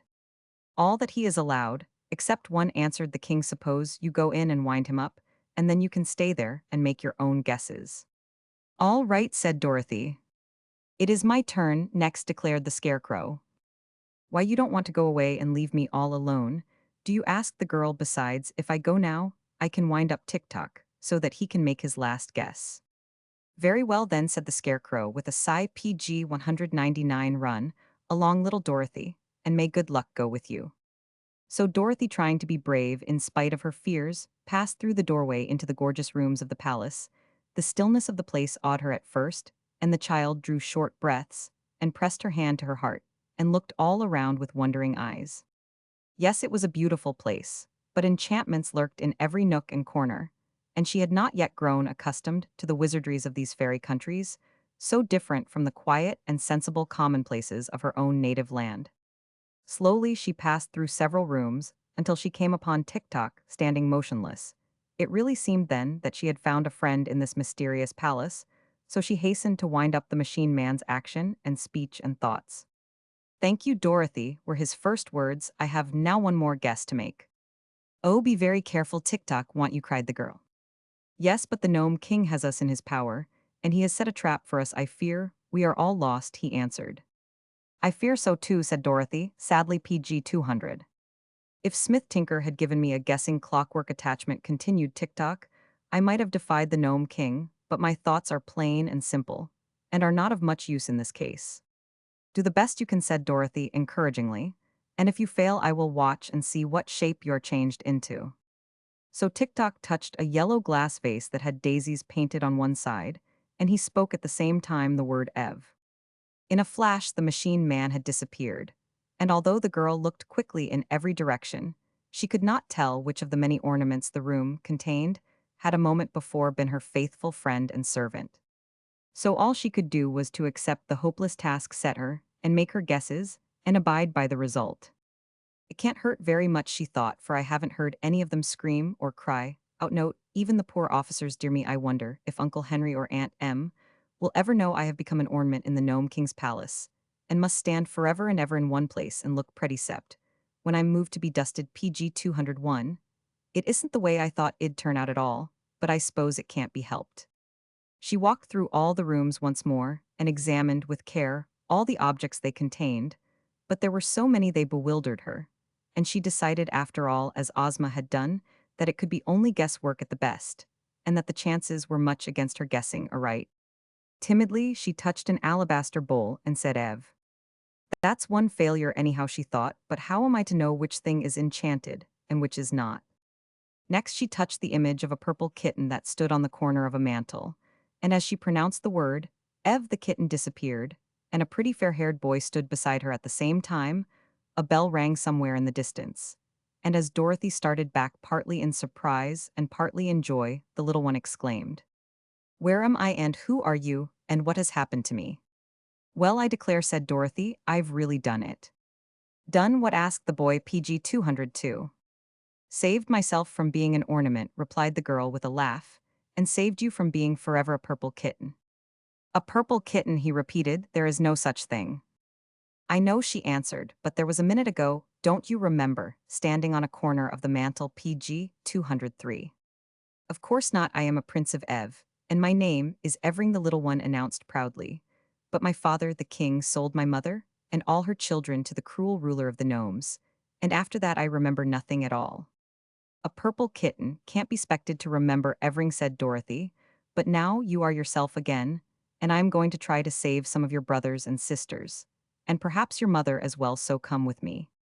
She seized the child's hand and eagerly hurried here, and they're trying to decide which object to choose next. The third guess was another failure, and so was the fourth and the fifth. Little Evering could not imagine what she was doing, but he trotted along beside her very willingly, for he liked the new companion he had found. Dorothy's further quest proved unsuccessful, but after her first disappointment was over, the little girl was filled with joy and thankfulness. To think that after all she had been able to save one member of the royal family of Ev, and could restore the little prince to his sorrowing country, now she might return to the terrible Gnome King in safety, carrying with her the prize she had won in the person of the fair-haired boy. PG 204. So she retraced her steps until she found the entrance to the palace, and as she approached, the massive doors of rock opened of their own accord, allowing both Dorothy and Evering to pass the portals and enter the throne room. PG 205. Bellina frightens the Gnome King. Now when Dorothy had entered the palace to make her guesses, and the Scarecrow was left with the Gnome King, the two sat in moody silence for several minutes. Then the monarch exclaimed in a tone of satisfaction, "Very good. Who is very good? Asked the Scarecrow. The machine man he won't need to be wound up anymore, for he has now become a very neat ornament, very neat indeed. How about Dorothy? The Scarecrow inquired PG 206. Oh, she will begin to guess pretty soon, said the king cheerfully, and then she will join my collection, and it will be your turn. The good Scarecrow was much distressed by the thought that his little friend was about to suffer the fate of Ozma and the rest of their party. But while he sat in gloomy reverie, a shrill voice suddenly cried, "Cut, cut, cut, gadoggut, cut, cut, cut, gadoggut." The Gnome King nearly jumped off his seat, he was so startled. Good gracious, what's that? He yelled. Why, it's Billina, said the Scarecrow. What do you mean by making a noise like that? Shouted the king angrily, as the yellow hen came from under the throne and strutted proudly about the room. I've got a right to cackle, I guess, replied Billina. I've just laid my egg. What, laid an egg in my throne room? How dare you do such a thing? Asked the king, in a voice of fury. I lay eggs wherever I happen to be, said the hen, ruffling her feathers, and then shaking them into place. PG 207. But the duration, don't you know that eggs are poison? Roared the king, while his rock-colored eyes stuck out in great terror. Poison? Well, I declare, said Billina, indignantly. Ill have you know all my eggs are warranted strictly fresh, and up-to-date poison indeed. You don't understand, retorted the little monarch nervously. Eggs belong only to the outside world, to the world on the earth's surface, where you came from. Here in my underground kingdom, they are rank poison, as I said, and we gnomes can't bear them around. Well, y'all have to bear this one around, declared Billina, for I've laid it. Where? Asked the king. Under your throne, said the hen. The king jumped 3 feet into the air, so anxious was he to get away from the throne. Take it away at once, he shouted. I can't, said Billina, I haven't any hands. I'll take the egg, said the Scarecrow. I am making a collection of Billina's eggs. There's one in my pocket now that she laid yesterday. Hearing this, the monarch hastened to put a good distance between himself and the Scarecrow. PG 208, who was about to reach under the throne for the egg when the hen suddenly cried. Stop! What's wrong? Asked the Scarecrow. Don't take the egg unless the king will allow me to enter the palace and guess, as the others have done, said Billina. Pshaw, returned the king. You're only a hen, how could you guess my enchantments? I can try, I suppose, said Billina, and if I fail you will have another ornament. A pretty ornament you'd make, wouldn't you? Growled the king. But you shall have your way. It will properly punish you for daring to lay an egg in my presence. After the Scarecrow is enchanted, you shall follow him into the palace. But how will you touch the objects? With my claws, said the hen, and I can speak the word Ev as plainly as anyone also. I must have the right to guess the enchantments of my friends, and to release them if I succeed. Very well, said the king, you have my promise. Then said Billina to the Scarecrow, you may get the egg. Don't you know that eggs are poison? Don't you know that eggs are poison? He knelt down and reached underneath the PG 210 PG 209 throne, and found the egg, which he placed in another pocket of his jacket, fearing that if both eggs were in one pocket, they would knock together and get broken. Just then a bell above the throne rang briskly, and the king gave another nervous jump. Well, well, said he with a rueful face, the girl has actually done it. Done what? Asked the Scarecrow. She has made one guess that is right, and broken one of my neatest enchantments. By rickety, it's too bad, I never thought she would do it. Do I understand that she will now return to us in safety? Inquired the Scarecrow, joyfully wrinkling his painted face into a broad smile. Of course, said the king, fretfully pacing up and down the room. I always keep my promises, no matter how foolish they are. But I shall make an ornament of the yellow hen to replace the one I have just lost. Perhaps you will, and perhaps you won't, murmured Billina calmly. I may surprise you by guessing right. Guessing right, snapped the king. How should you guess right, where your betters have failed, you stupid fowl? PG 211. Billina did not care to answer this question, and a moment later the doors flew open, and Dorothy entered, leading the little prince Evering by the hand. The Scarecrow welcomed the girl with a close embrace, and he would have embraced Evering too in his delight, but the little prince was shy and shrank away from the painted Scarecrow, because he did not yet know his many excellent qualities. By rickety, it's too bad, by rickety, it's too bad. But there was little time for the friends to talk, because the Scarecrow must now enter the palace. PG 213 PG 212. Dorothy's success had greatly encouraged him, and they both hoped he would manage to make at least one correct guess. However, he proved as unfortunate as the others except Dorothy, and although he took a good deal of time to select his objects, not one did the poor scarecrow guess aright. So he became a solid gold card receiver, and the beautiful but terrible palace awaited its next visitor. "It's all over," remarked the king with a sigh of satisfaction, "and it has been a very amusing performance, except for the one good guess the Kansas girl made. I am richer by a great many pretty ornaments." "It is my turn now," said Bellina briskly. "Oh, I'd forgotten you," said the king, "but you needn't go if you don't wish to. I will be generous and let you off."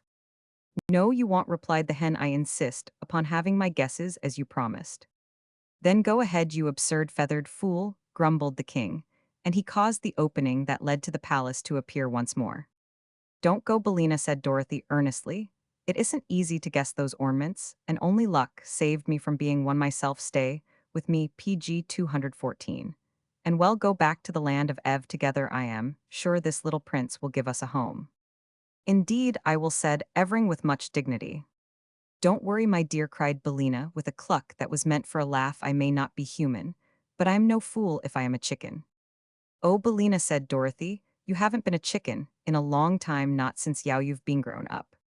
"Perhaps that's true," answered Bellina thoughtfully. "But if a Kansas farmer sold me to someone, what would he call me, hen or a chicken?"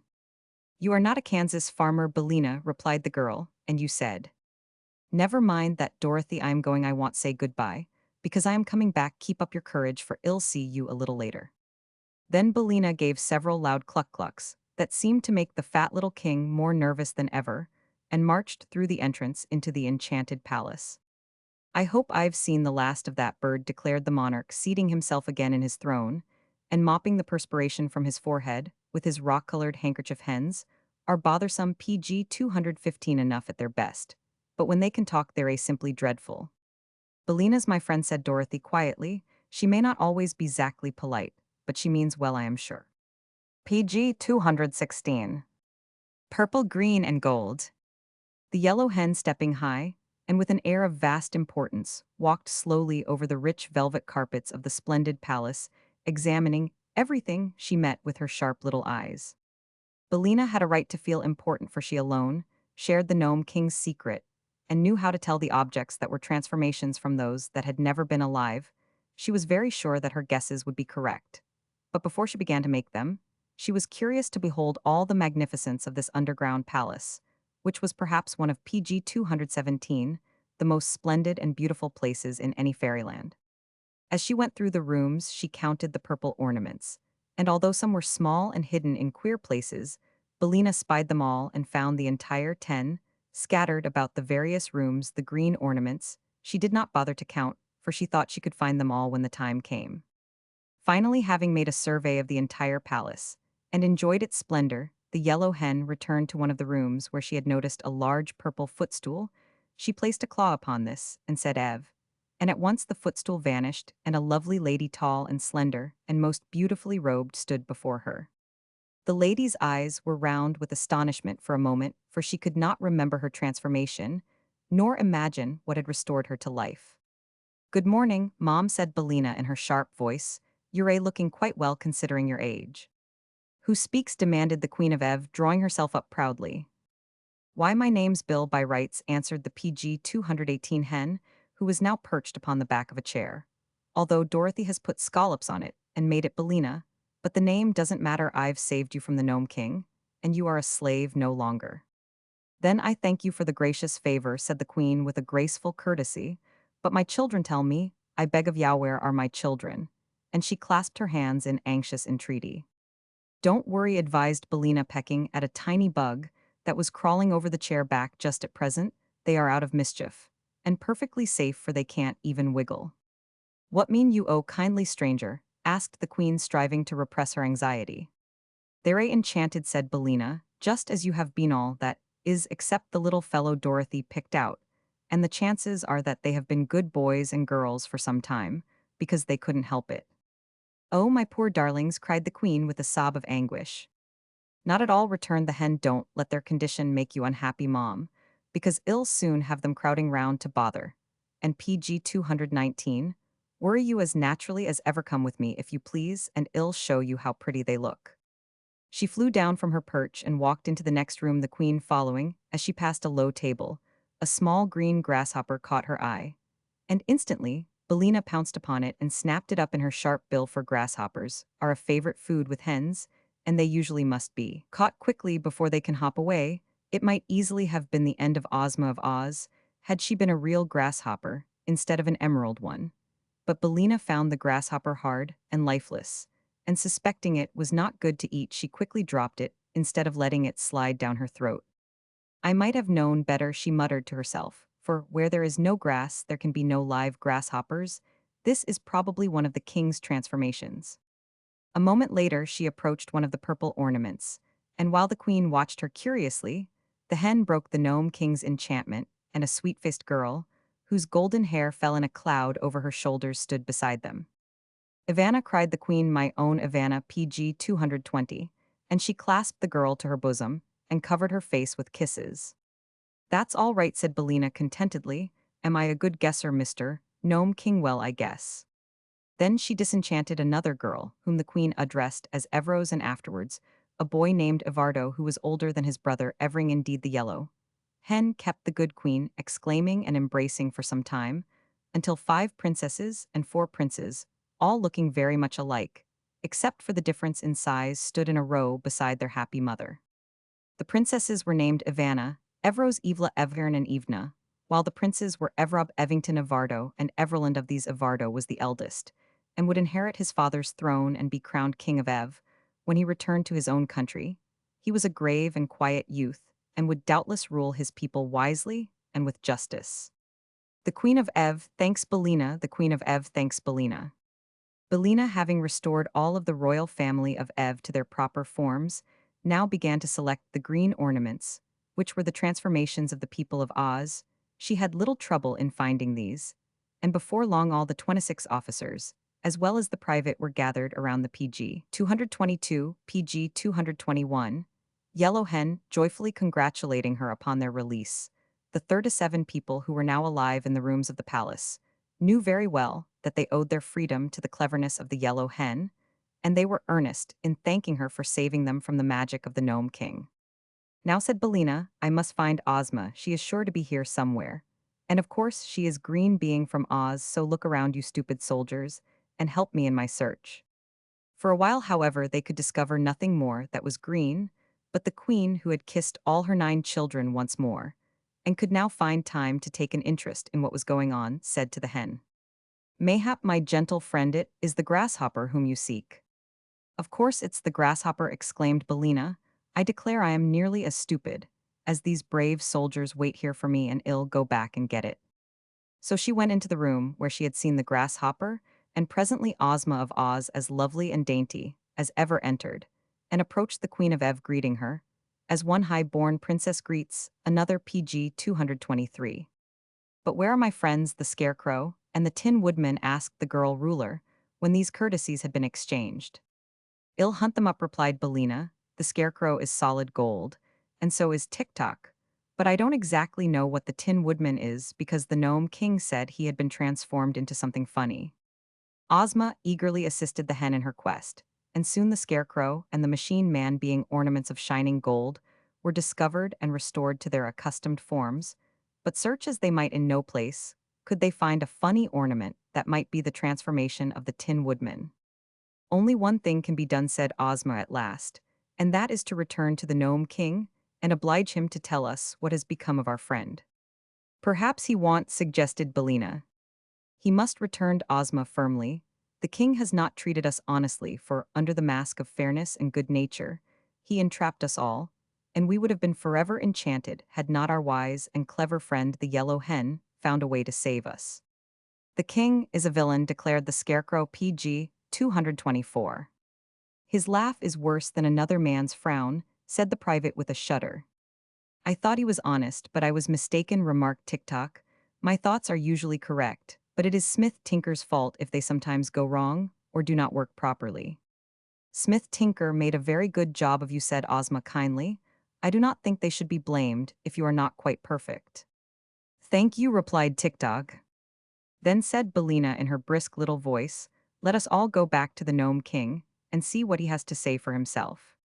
So they started for the entrance, Ozma going first with the queen, and her train of little princes and princesses following. Then came Tik-Tok and the Scarecrow with Belina perched upon his straw-stuffed shoulder, the 27 officers, and the private brought up the rear. As they reached the hall, the doors flew open before them. But then they all stopped and stared into the domed cavern, with faces of astonishment and dismay. For the room was filled with the milk-led warriors of the Gnome King, rank after rank, standing in orderly array. The electric lights upon their brows gleamed brightly. Their battle axes PG 225 were poised as if to strike down their foes, yet they remained motionless as statues awaiting the word of command. And in the center of this terrible army sat the little king upon his throne of rock. But he neither smiled nor laughed. Instead, his face was distorted with rage, and most dreadful to behold. PG 226. The Scarecrow wins the fight. After Belina had entered the palace, Dorothy and Evering sat down to await the success or failure of her mission, and the Gnome King occupied his throne and smoked his long pipe for a while in a cheerful and contented mood. Then the bell above the throne, which sounded whenever an enchantment was broken, began to ring, and the king gave a start of annoyance and exclaimed "Rocketeerkits." When the bell rang a second time, the king shouted angrily "Smudge and blazes," and at a third ring he screamed in a fury hypocaloric PG 227, which must be a dreadful word because we don't know what it means.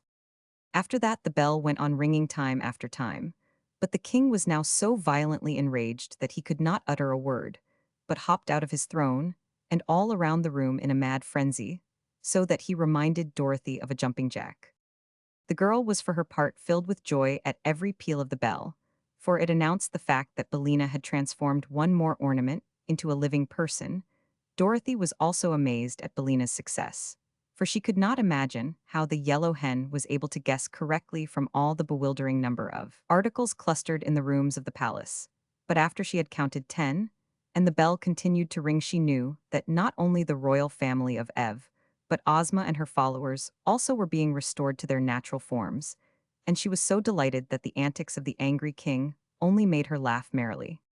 Perhaps the little monarch could not be more furious than he was before, but the girl's laughter nearly drove him frantic, and he roared at her like a savage beast. Then, as he found that all his enchantments were likely to be dispelled, and his victims every one set free, he suddenly ran to the PG 228 little door that opened upon the balcony and gave the shrill whistle that summoned his warriors.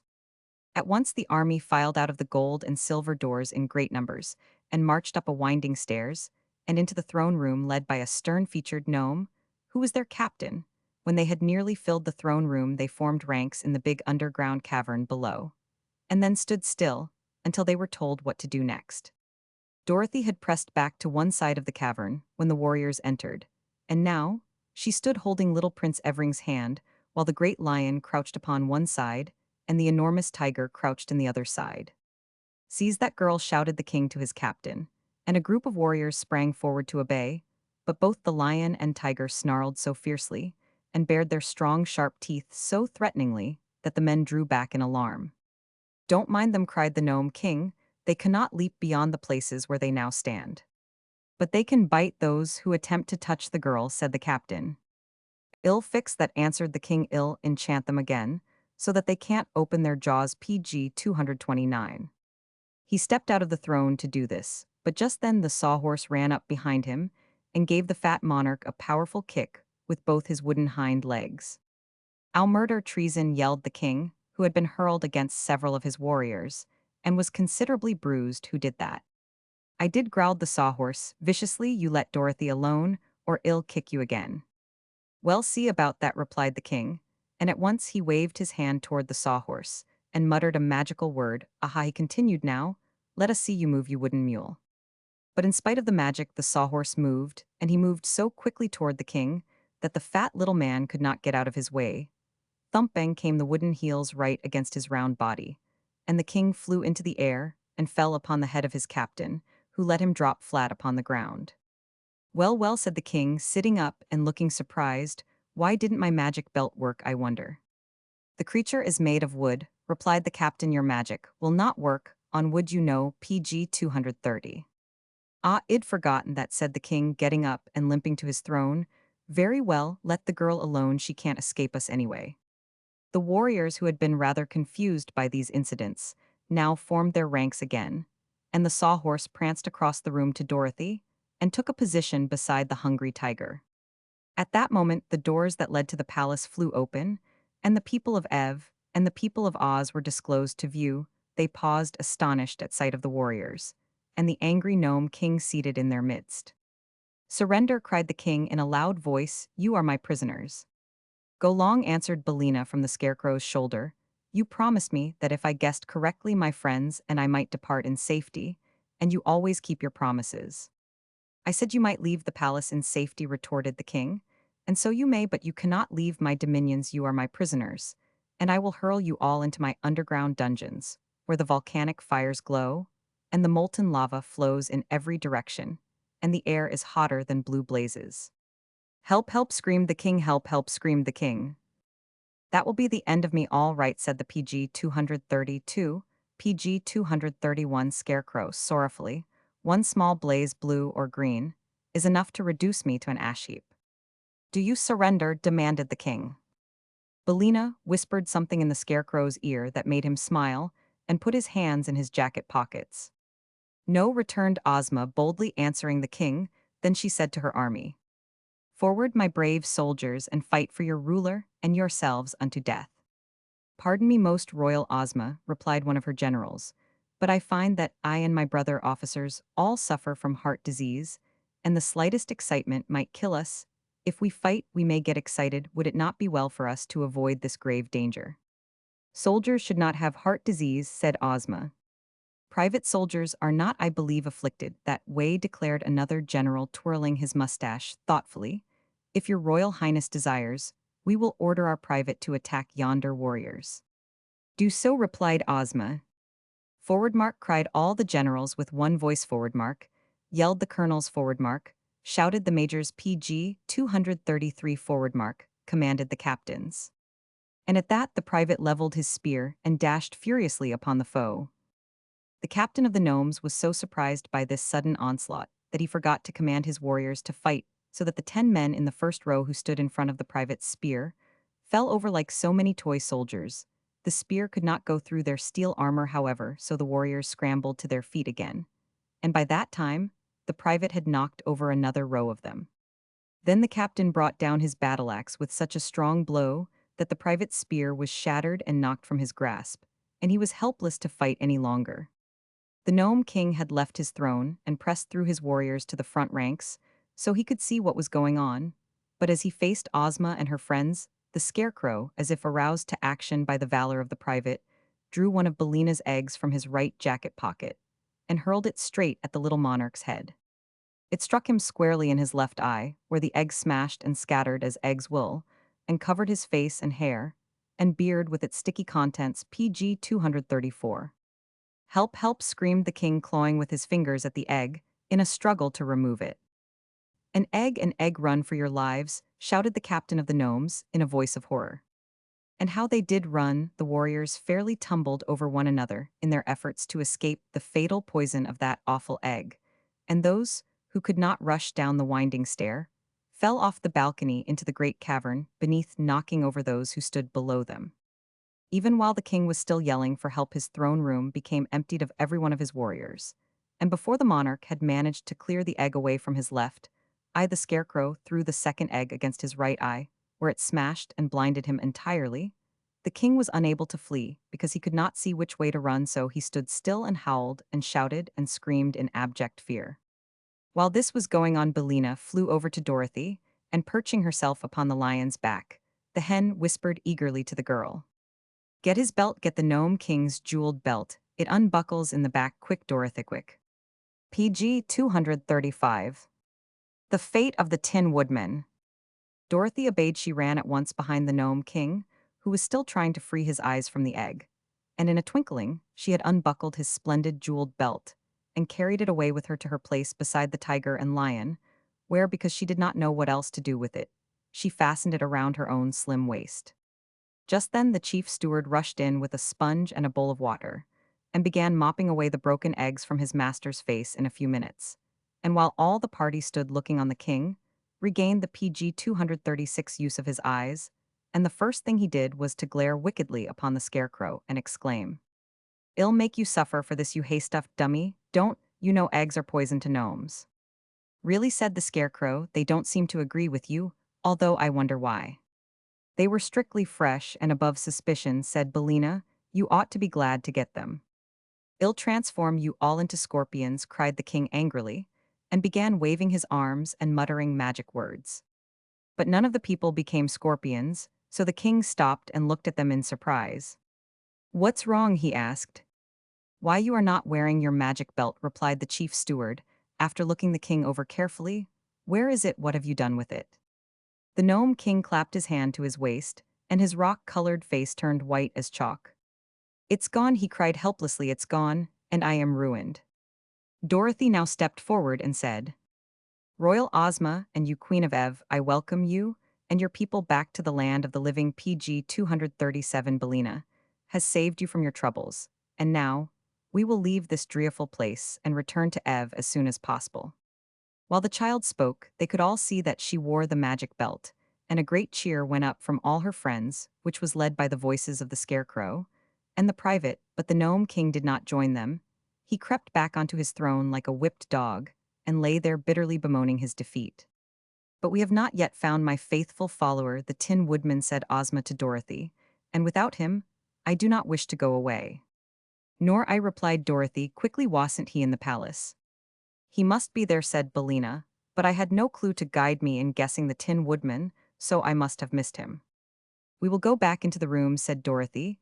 "This magic belt, I am sure, will help us to find our dear old friend." So she re-entered the palace, the doors of which still stood open, and everyone followed her, except the gnome king, the Queen of Ev, and Prince Evering. The mother had taken the little prince in PG 238 her lap, and was fondling and kissing him lovingly, for he was her youngest born. But the others went with Dorothy, and when she came to the middle of the first room, the girl waved her hand as she had seen the king do, and commanded the Tin Woodman whatever form he might then have to resume his proper shape. No result followed this attempt, so Dorothy went into another room and repeated it, and so through all the rooms of the palace, yet the Tin Woodman did not appear to them, nor could they imagine which among the thousands of ornaments was their transformed friend. Sadly they returned to the throne room, where the king, seeing that they had met with failure, jeered at Dorothy, saying, "You do not know how to use my belt, so it is of no use to you. Give it back to me, and I will let you go free, you and all the people who came with you. As for the royal family of Ev, they are my slaves and shall remain here." "I shall keep the belt," said Dorothy.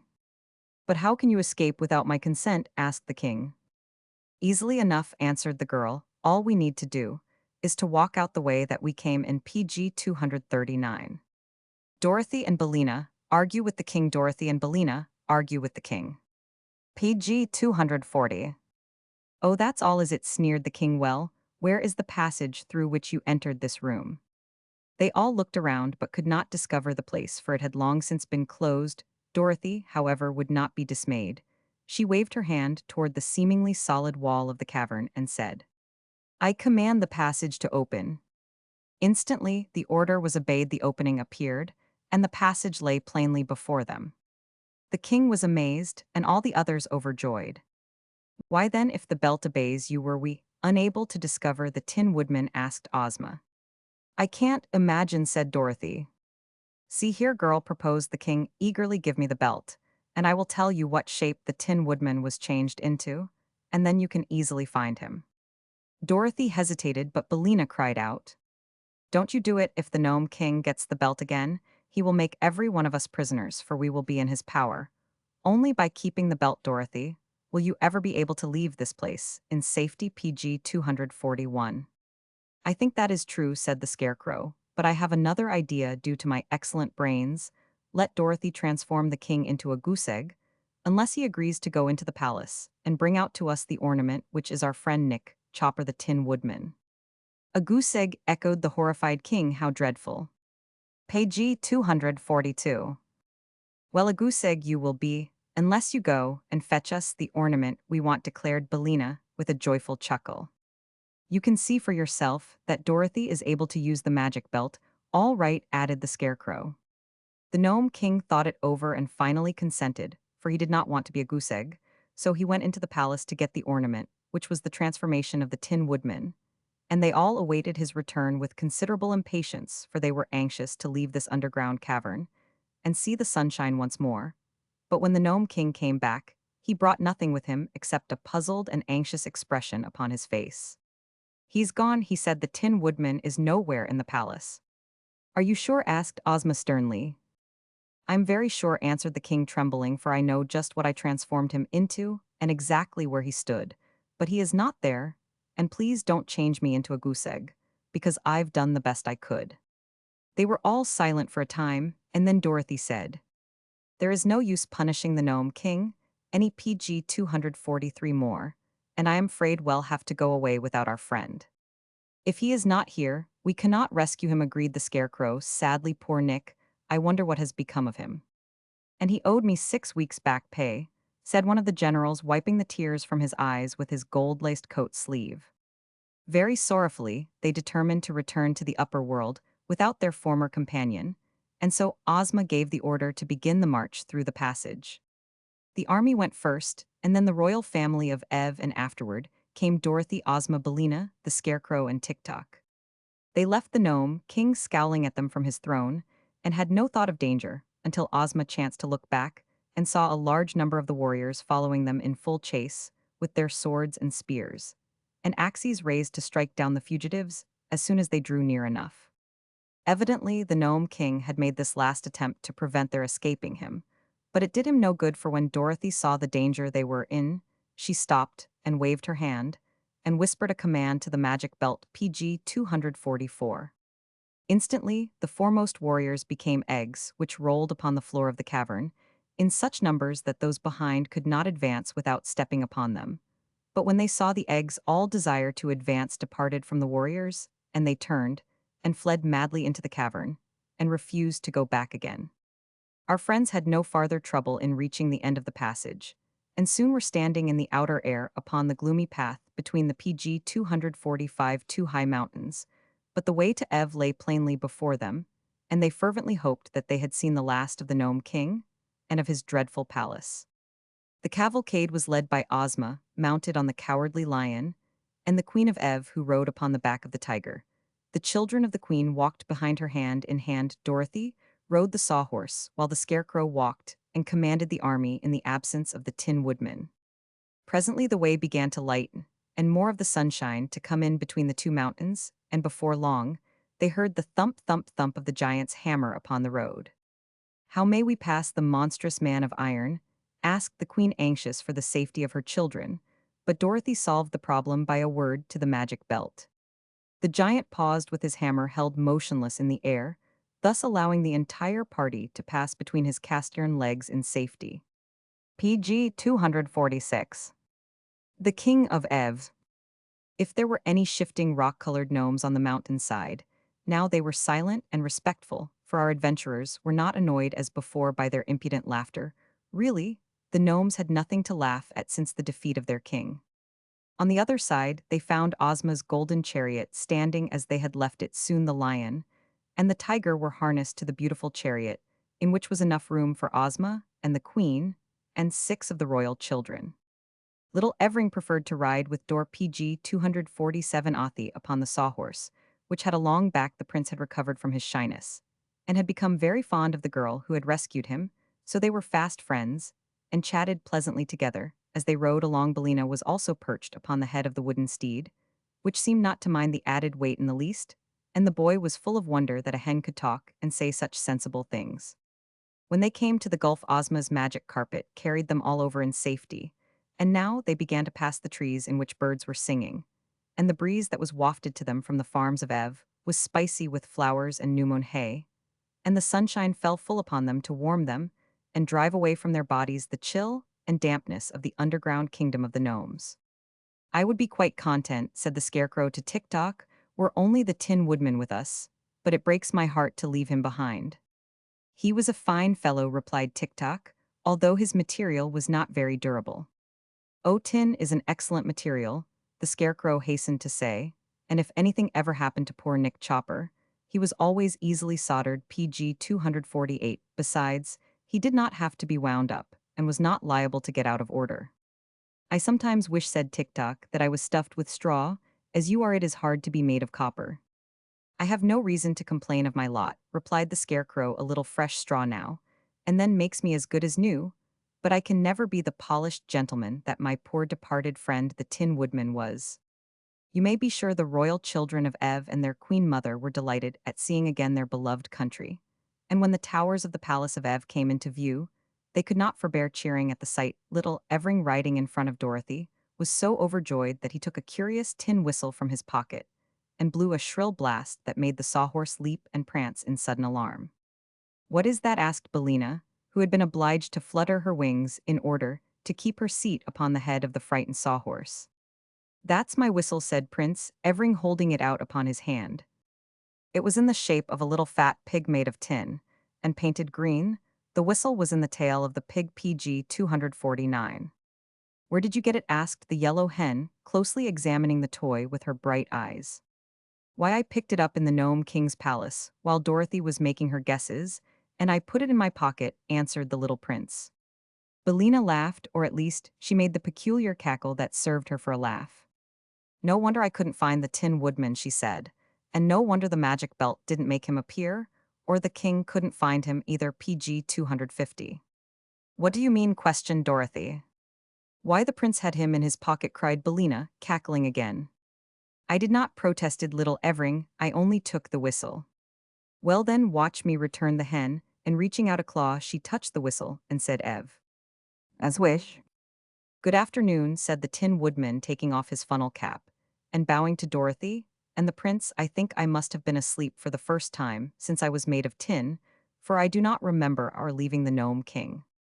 "You have been enchanted," answered the girl, throwing an arm around her old friend and hugging him tight in her joy, "but it's all right now." "I want my whistle," said the little prince, beginning to cry. "Hush," cautioned Bellina, "the whistle is lost, but you may have another when you get home. Your future ruler, King Avardo 15th, your future ruler, King Avardo 15th. The Scarecrow had fairly thrown himself upon the bosom of his old comrade, so surprised and delighted was he to see him again, and TikTok squeezed the Tin Woodman's hand so earnestly that he dented some of his fingers. Then they had to make way, PG 252 PG 251, for Ozma to welcome the Tin Man, and the army caught sight of him and set up a cheer, and everybody was delighted and happy. For the Tin Woodman was a great favorite with all who knew him, and his sudden recovery, after they had thought he was lost to them, forever, was indeed a pleasant surprise. Before long the cavalcade arrived at the royal palace, where a great crowd of people had gathered to welcome their queen and her 10 children. There was much shouting and cheering, and the people threw flowers in their path, and every face wore a happy smile. They found the Princess Langwidere in her mirrored chamber, where she was admiring one of her handsomest headstone, with rich chestnut hair, dreamy walnut eyes, and a shapely hickory nut nose. She was very glad to be relieved of her duties to the people of Ev, and the queen graciously permitted her to retain her rooms and her cabinet of heads as long as she lived. Then the queen took her eldest son out upon a balcony that overlooked the crowd of subjects gathered below, and said to them, "Here is your future ruler, King Avardo 15th. He is 15 years of age, has 15 silver PG 253 buckles on his jacket, and is the 15th Avardo to rule the land of Ev."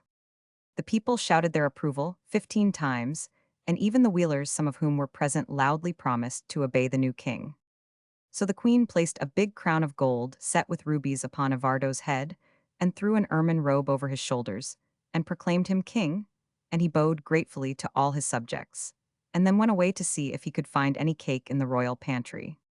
Ozma of Oz and her people, as well as Dorothy, TikTok, and Bellina, were splendidly entertained by the Queen Mother, who owed all her happiness to their kind offices.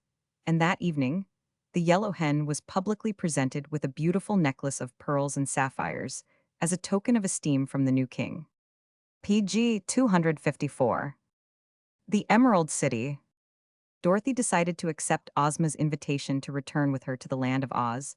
There was no greater chance of her getting home from Ev than from Oz, and the little girl was anxious to see once more the country where she had encountered such wonderful adventures. By this time, Uncle Henry would have reached Australia in his ship, and had probably given her up for lost, so he couldn't worry any more than he did if she stayed away from him a while longer so she would go to Oz. They bade goodbye to the people of Ev, and the king promised Ozma that he would ever be PG 255 grateful to her and render the land of Oz any service that might lie within his power. And then they approached the edge of the dangerous desert, and Ozma threw down the magic carpet, which at once unrolled far enough for all of them to walk upon it without being crowded. TikTok, claiming to be Dorothy's faithful follower because he belonged to her, had been permitted to join the party, and before they started, the girl wound up his machinery as far as possible, and the copper man stepped off as briskly as any one of them. Ozma also invited Billina to visit the land of Oz, and the yellow hen was glad enough to go where new sights and scenes awaited her. They began the trip across the desert early in the morning, and as they stopped only long enough for Billina to lay her daily egg before sunset, they espied the green slopes and wooded hills of the beautiful land of Oz. They entered it in the Munchkin territory, and the king of the Munchkins met them at the border and welcomed Ozma with great respect, being very pleased by her safe return. For Ozma of Oz ruled the king of the Munchkins, the king of the Winkies, the king of the Quadlings, and the king of the Gillikins, just as those kings ruled their own people. And this supreme ruler of PG 256, the land of Oz, lived in a great town of her own, called the Emerald City, which was in the exact center of the four kingdoms of the land of Oz. The Munchkin king entertained them at his palace that night, and in the morning they set out for the Emerald City, traveling over a road of yellow brick that led straight to the jewel-studded gates. Everywhere the people turned out to greet their beloved Ozma and to hail joyfully the Scarecrow, the Tin Woodman, and the Cowardly Lion, who were popular favorites. Dorothy, too, remembered some of the people who had befriended her on the occasion of her first visit to Oz, and they were well pleased to see the little Kansas girl again, and showered her with compliments and good wishes. At one place where they stopped to refresh themselves, Ozma accepted a bowl of milk from the hands of a pretty dairymaid. Then she looked at the girl more closely and exclaimed, "Why, it's Ginger, isn't it?" "Yes, Your Highness," was the reply, as Ginger dropped a low curtsy, and Dorothy looked wonderingly at this lively-appearing person who had once assembled an army of women and driven the Scarecrow from the throne of the Emerald City PG 257, and even fought a battle with the powerful army of Glinda, the sorceress. "I've married a man who owns 9 cows," said Ginger to Ozma, "and now I am happy and contented and willing to lead a quiet life and mind my own business." "Where is your husband?" asked Ozma. "He is in the house, nursing a black eye," replied Ginger calmly. "The foolish man would insist upon milking the red cow when I wanted him to milk the white one. But he will know better next time, I am sure." PG 258. Then the party moved on again, and after crossing a broad river on a ferry, and passing many fine farmhouses that were dome-shaped and painted a pretty green color, they came in sight of a large building that was covered with flags and bunting. "I don't remember that building," said Dorothy. "What is it?" "That is the College of Art and Athletic Perfection," replied Ozma. "I had it built quite recently. And the Woggle Bug is its president. It keeps him busy. And the young men who attend the college are no worse off than they were before. You see, in this country are a number of youths who do not like to work, and the college is an excellent place for them." And now they came in sight of the Emerald City, and the people flocked out to greet their lovely ruler. There were several bands, and many officers and officials of the realm, and a crowd of citizens in their holiday attire. Thus the beautiful Ozma was escorted by a brilliant procession to her royal city, and so great was the cheering that she was obliged to constantly bow to the right, and left to acknowledge the greetings of her subjects. "I promote you to be Captain General. I promote you to be Captain General." That evening, there was a grand reception in the PG 260 PG 259 Royal Palace, attended by the most important persons of Oz, and Jack Pumpkinhead, who was a little overripe, but still active, read an address congratulating Ozma of Oz upon the success of her generous mission to rescue the royal family of a neighboring kingdom. Then magnificent gold medals set with precious stones were presented to each of the 26 officers, and the Tin Woodman was given a new axe studded with diamonds, and the Scarecrow received a silver jar of complexion powder. Dorothy was presented with a pretty coronet, and made a Princess of Oz, and TikTok received 2 bracelets set with 8 rows of very clear and sparkling emeralds. Afterward they sat down to a splendid feast, and Ozma put Dorothy at her right and Billina at her left, where the hen sat upon a golden roost and ate from a jeweled platter. Then were placed the Scarecrow, the Tin Woodman, and Tik-Tok with baskets of lovely flowers before them. Because they did not require food, the 26 officers were at the lower end of the table, and the Lion and the Tiger also had seats and were served on golden platters that held a half a bushel at one time. The wealthiest and most important citizens of PG 261, the Emerald City, were proud to wait upon these famous adventurers, and they were assisted by a sprightly little maid named Jellia Jam, whom the Scarecrow pinched upon her rosy cheeks and seemed to know very well. During the feast, Ozma grew thoughtful, and suddenly she asked, "Where is the private?" "Oh, he is sweeping out the barracks," replied one of the generals, who was busy eating a leg of a turkey. "But I have ordered him a dish of bread and molasses to eat when his work is done." "Let him be sent for," said the girl ruler. While they waited for this command to be obeyed, she inquired, "Have we any other privates in the armies?" "Oh yes," replied the Tin Woodman. "I believe there are 3 altogether." The private now entered, saluting his officers, and the royal Ozma very respectfully. "What is your name, my man?" asked the girl. "Ombi Ambi," answered the private. Then Ombi Ambi, said she, "I promote you to be Captain General of all the armies of my kingdom, and especially to be commander of my bodyguard at the Royal Palace PG 262. "It is very expensive to hold so many offices," said the private, hesitating. "I have no money with which to buy uniforms."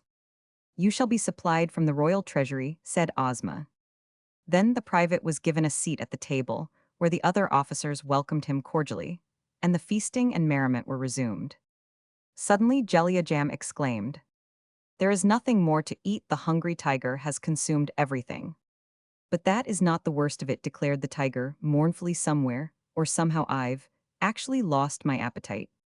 PG 263. Dorothy's Magic Belt. Dorothy passed several very happy weeks in the land of Oz as the guest of the royal Ozma, who delighted to please and interest the little Kansas girl. Many new acquaintances were formed, and many old ones renewed, and wherever she went Dorothy found herself among friends. One day, however, as she sat in Ozma's private room, she noticed hanging upon the wall a picture which constantly changed in appearance, at one time showing a meadow, and at another time a forest, a lake, or a village. PG 264. "How curious!" she exclaimed, after watching the shifting scenes for a few moments.